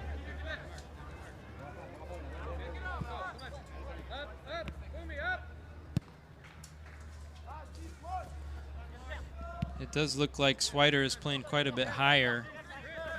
Maybe a change in shape a little bit for CFC going back to that 4-3-3. Diego Castillo coming a little bit more forward as well. You know, with Davies back playing that number 6 role, gives it a little bit more security and a little more aggressive play as Coach Wentworth looks to change the team's fate with 25 minutes left in the match. Again, this match is extremely important for CFC. Without any points, no result. A draw makes it difficult. A loss makes it impossible for them to make it out of the division and into the playoffs. It would be the first time in several years that they haven't made it into the playoffs.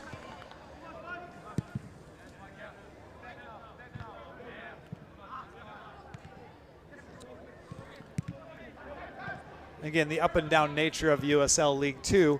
You'll even look back to some of those games early on in the season. You know, the loss to Lane in the home opener. They lost 6-2 to a team that's going to end up towards the bottom of the table. If they could have that one back and a couple more, but that's how the ball bounces here in USL League Two.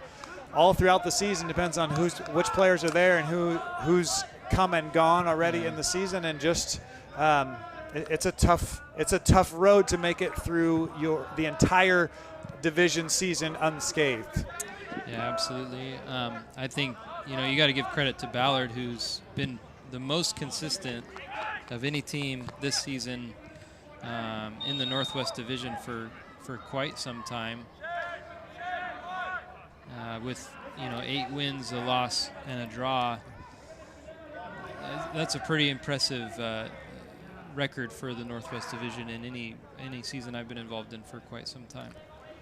I feel like I can't remember a time when somebody finished the division season with just one loss. No, I think back to, I've been doing this since 2017, and I can't remember, the teams we used to have Calgary, we used to have Victoria, we used to have TSS Rovers in the division here, and even Calgary, who was very good, did never have a record like that.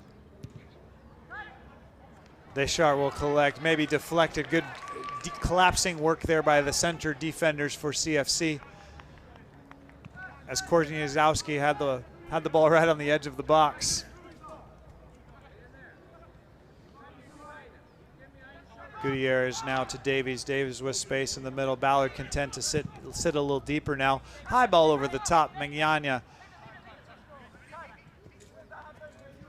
Again, 1-on-4 with that deep ball. Ballard has shown the strength of the conference all throughout the season. In the power rankings for USL League Two, they steadily were climbing up, eventually to being number 1 in the power rankings for the entire nation. That's when their loss and their draw came in back-to-back fixtures. He will be offsides. Gaffney got a little bit of a head start there. First offsides of the match. It's unusual. Yeah. But as you say, the consistency of Ballard over the whole season, it wouldn't surprise us to see them do well in the playoffs and continue to move into the conference semis or finals.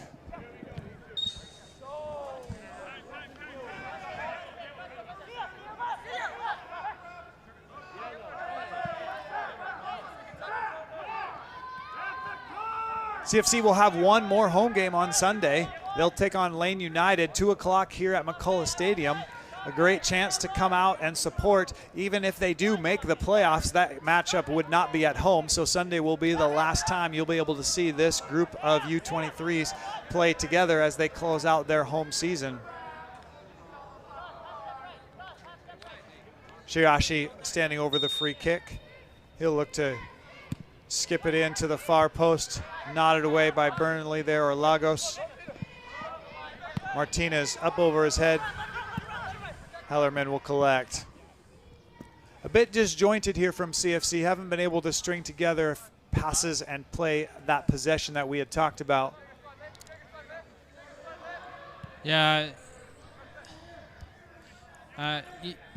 Nothing really has gone for them here this second half.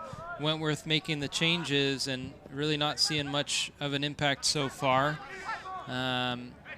Ballard continues to look the most threatening side here. Shirashi now on the right, Magana on the left. Anton wanted that ball to hop up to him so he could nod it back to the keeper and never got that bounce he was looking for.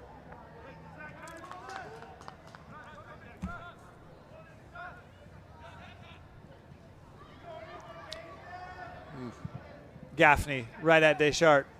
Well, and that's where we talk about every year can be a little different. Ballard has a lot of the same guys as they did last year. There's several names on the roster that we recognize that have been repeat. For CFC, not as much. There's a handful, maybe 3 or 4 that are repeat too. And with a new coach, that system, knowing what you're trying to do, and if Coach Wentworth can bring some of these guys back next year, the roles might be flip-flopped. Yeah. Yeah, I think, you look at CFC's season this year, and there's definitely been the ups and downs. But really, they've played quite exciting football in a lot of these matches, and they've really started to develop that style of play that Wentworth wants to see as we see a sub here coming on for Ballard. Galano will be coming in for Lagos.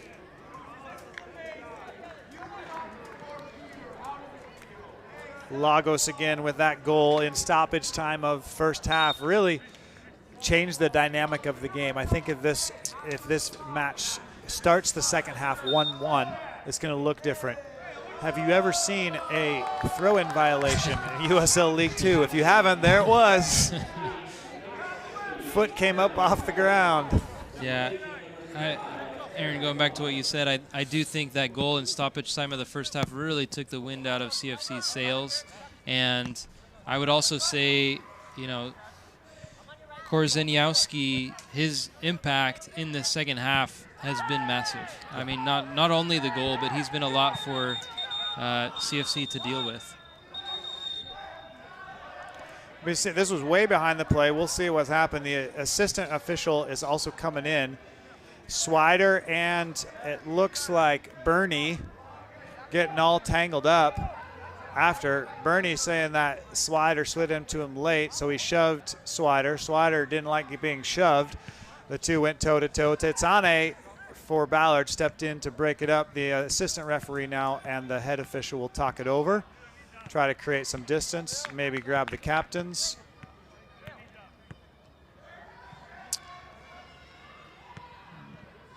Swider's going to pick up a yellow.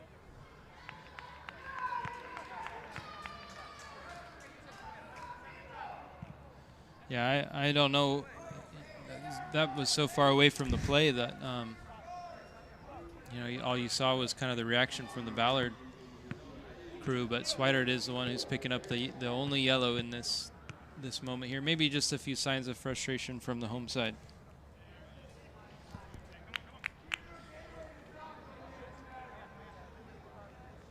Swider carrying on the conversation with the center official, explaining his side of the story.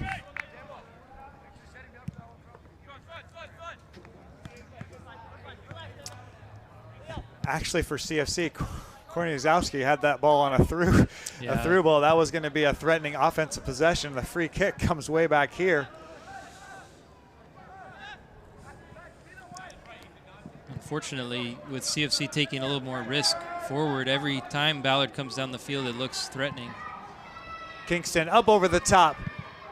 Ball hops up high for Onodera, and he skies it over on the volley. Grass field, that's going to not hop up as high. Yeah, that's a difficult one. The way the ball bounced for Onodera, decides to let it bounce instead of try and get onto it, and can't quite hit his body shape correct to get that on frame.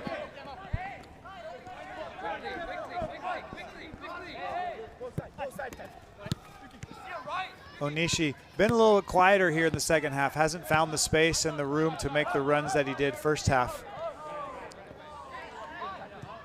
Yeah, you know, Ballard has, you got to give credit to Ballard. They've played well. Oh, just too much from Swider. Good little combo play there.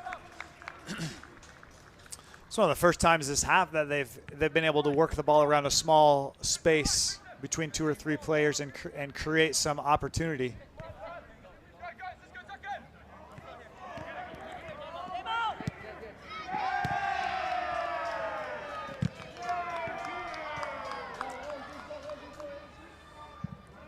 High bounce, Shiriashi. We'll see what Briscoe wants to do with it. Not able to trick him into it, and it'll be a throw for Ballard.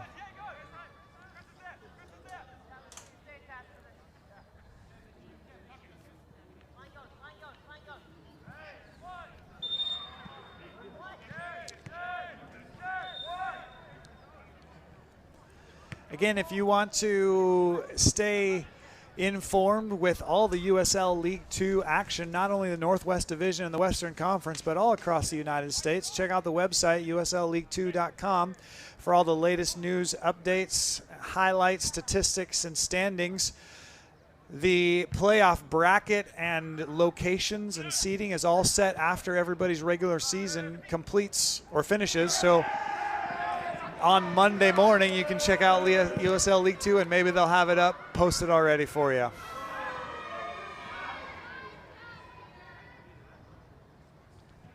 Do they do that scheduling right away after? I mean, we were in this last year, and I remember talking about it, and I can't remember the time frame because they have to, that first round of the playoffs is next weekend or the weekend after. The weekend after, yeah. It all happens very quickly.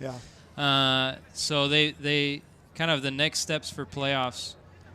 Here, we'll pause. Gaffney chips it. Nodded sideways, not out.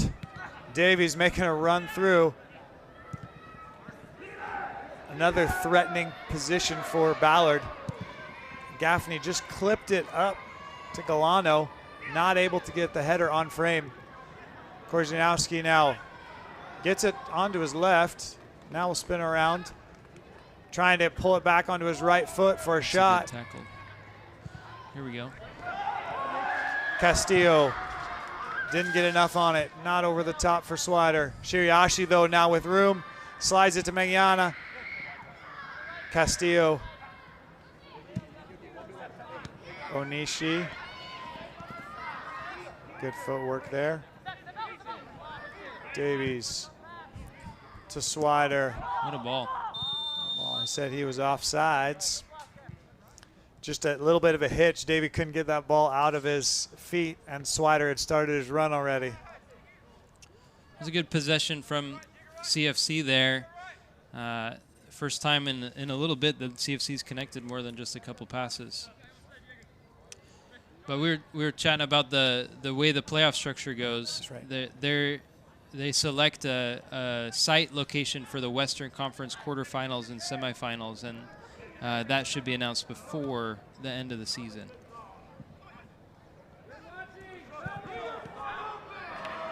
Martinez. Martinez, another one of those homegrown talents. Yep, Martinez here graduated from South Salem High School and played with the club for quite some time.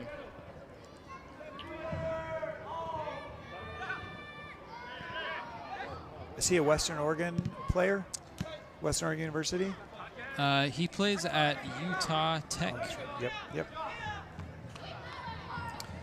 Tatsane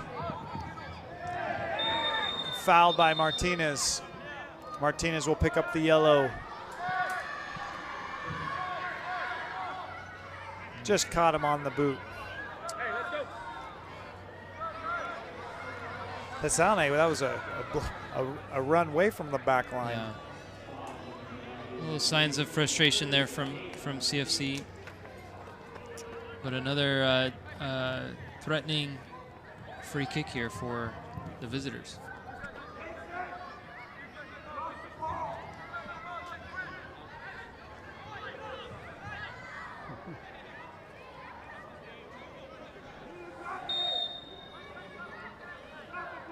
Kingston back to the far post. It will ride all the way out of bounds.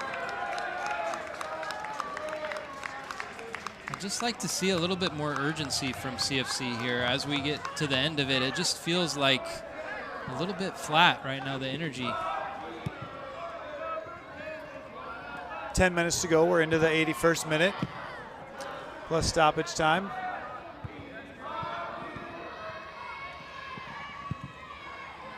That's a good ball. More space here for Gutierrez. He's got Shiriashi. Now too much. Too much. You know, that's really the ball they've been looking for, and it just keeps kind of it's such a difficult one to play that straight ball like that. Shiriashi's been chasing those all evening long. And that's a better ball for Shiriashi because it's on the ground. It's not up over the top. It's in stride, and it's a little bit of a shorter pass than some of the times they've been trying to just go over the top long to him in the corner.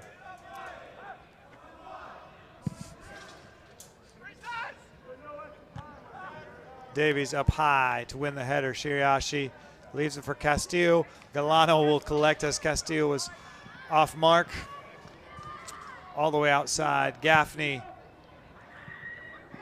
looking for the far post. Nobody's there, and we'll have some subs here for CFC.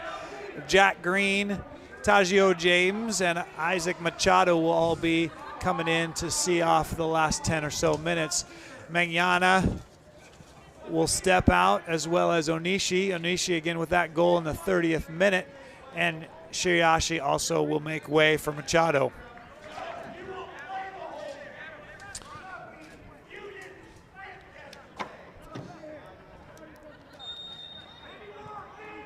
As we get back into the action here. High over the top. Castillo and James will be up with Swider on the front line. Machado will play in the midfield with Jack Green. Back line remains the same. Machado with a foul.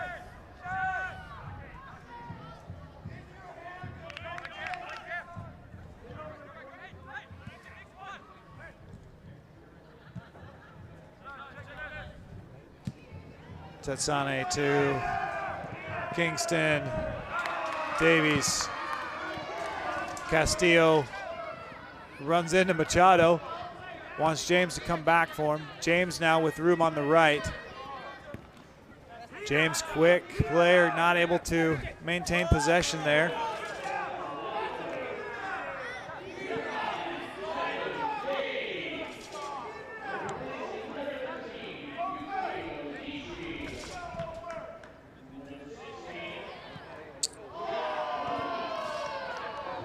Castillo. He'll go high over the top green there.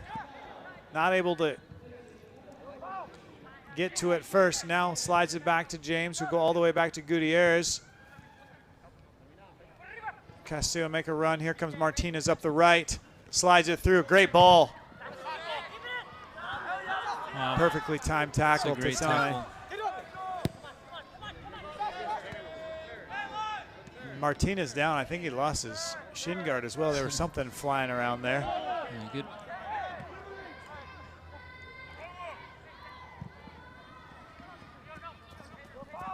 Coach Wentworth doesn't have any more subs except for Stuart Herringer. I don't know if he wants to play in the field. Yeah, he's used everything that he can, trying to make an impact on this second half. Green. Now Davies. Castillo. Gaffney now, as Ballard will look to transition the other way. Ballard's just taking away everything that CFC wants and tries to do. Ballard has been pretty secure back there in defense, and then here we are in our own box. Gaffney across. Galano was there, but not able to get it as Antone and Kiner plug up the middle of the defense. Machado with space. He's got James to the right and Castillo to the left. He'll go to the left.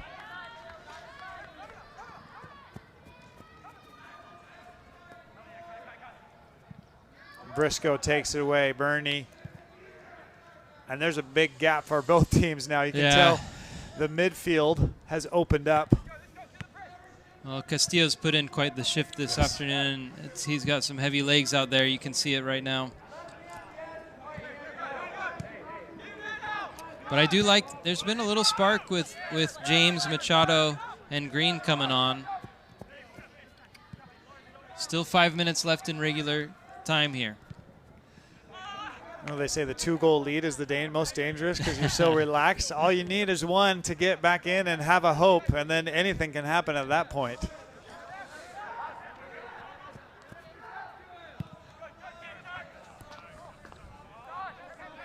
Martin. Anton will turn it himself and look to initiate.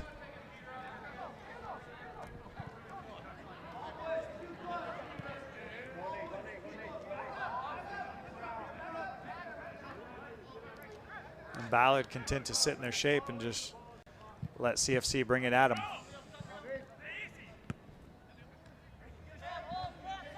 Davies. Davies also has put a lot of miles on his legs today. Looking to get it wide. Now we'll play Martinez.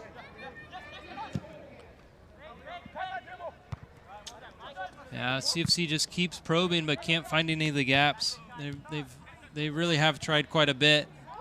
Ballard's been really compact in the middle of the field, and then is able to win possession and get forward and get into an attacking shape really quickly. Here we are again. Gaffney with numbers. It's 4-on-3. Gutierrez hustling back to get into it. Stabbed away. Kiner now. Davies on the attack. Now Anton will chase back to midfield. A good job again by the center defenders for CFC. Kingston, ball to the middle, nodded to the corner. What a save by Deschart. That's a good save. Gaffney just with a little flick of the head, and it was headed towards the corner. Yeah, that's a good extension by Deschart to keep that, keep the dream alive here for CFC late in regular time.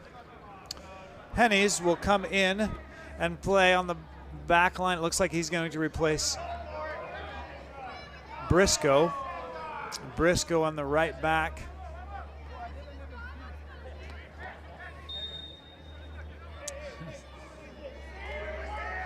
Tatane finally getting his shin guard guard back in. We're playing with a corner kick.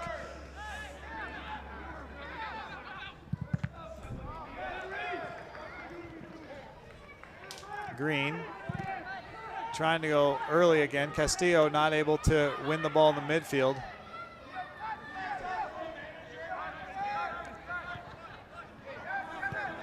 And the center defender, Bernie's up there hanging out looking for a ball. We haven't actually talked about Ballard's central defenders, Bernie and Alvarez and Cora, that much. They've really shoveled everything to the sides and haven't had a lot to do in the middle. Part of that is the way CFC plays. There's not a lot of high balls to the middle on crosses and things. Yeah, they've really forced CFC to play out to the outside and to the wings. They've been really rock solid back there for Ballard.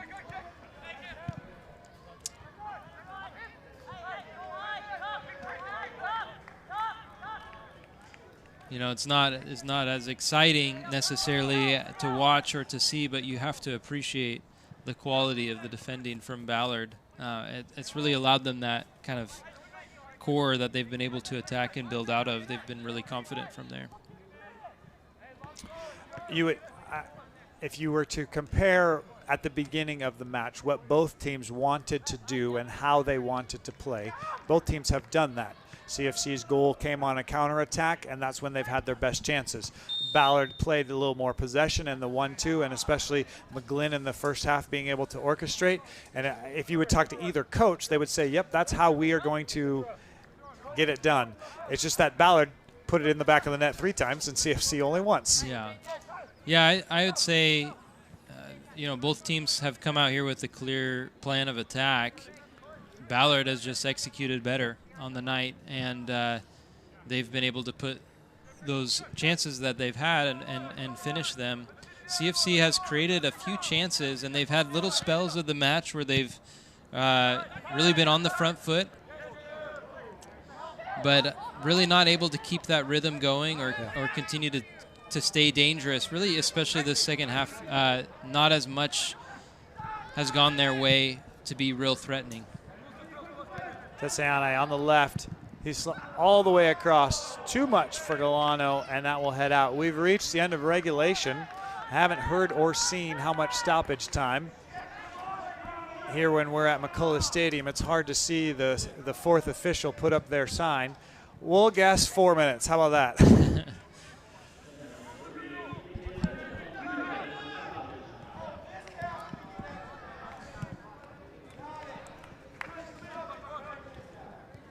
Ballard still pressing into the offensive zone. Kingston gets pulled up from Martinez there, and we'll play on. Machado.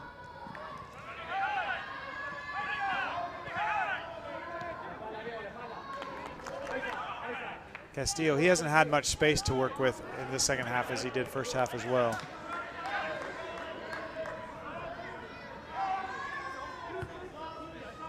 Yeah, I just think coach and the team's going to be going back to what could have been, both in the game that they played against Ballard up in Ballard, and if they even would have gotten a point from that match or been able to hold on to their 2-goal lead, that was really a turning point for them, as well as the next home match that they had here just on Sunday against Ole Town.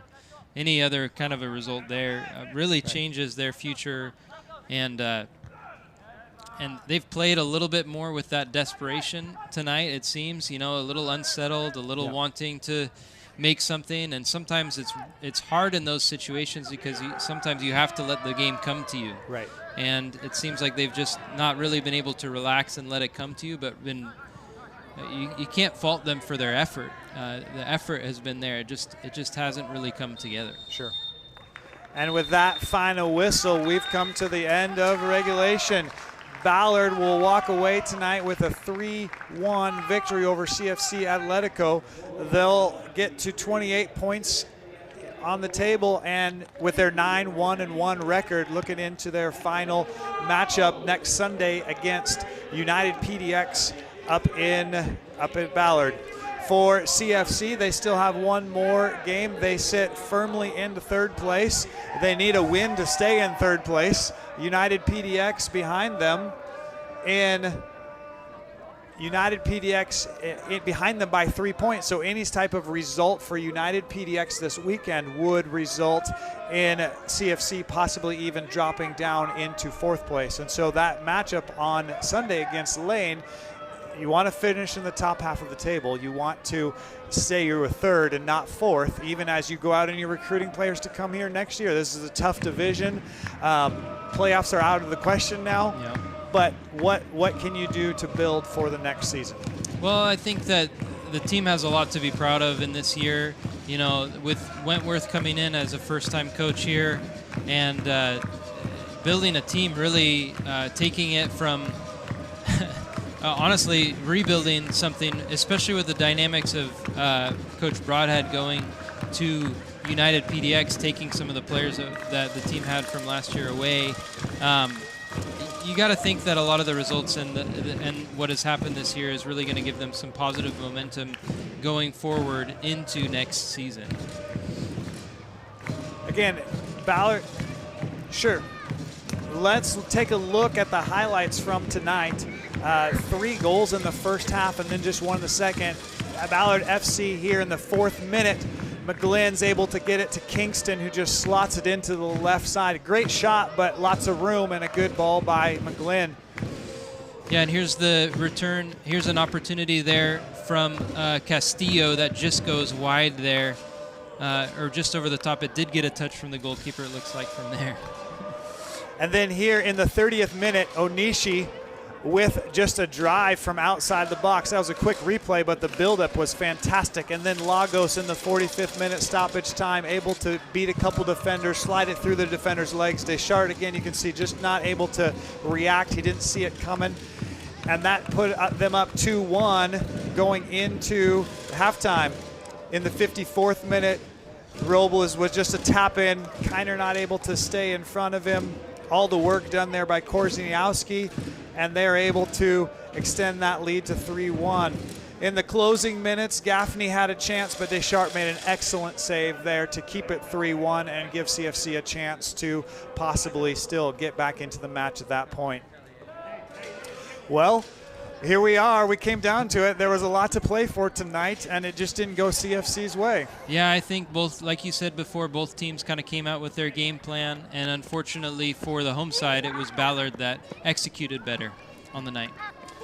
Ballard will have that first place position going into the conference playoff. CFC, like we said, still has a game to play here on Sunday. We hope that you come back and join us on Sunday afternoon. 2 o'clock, CFC Atletico will take on Lane United FC.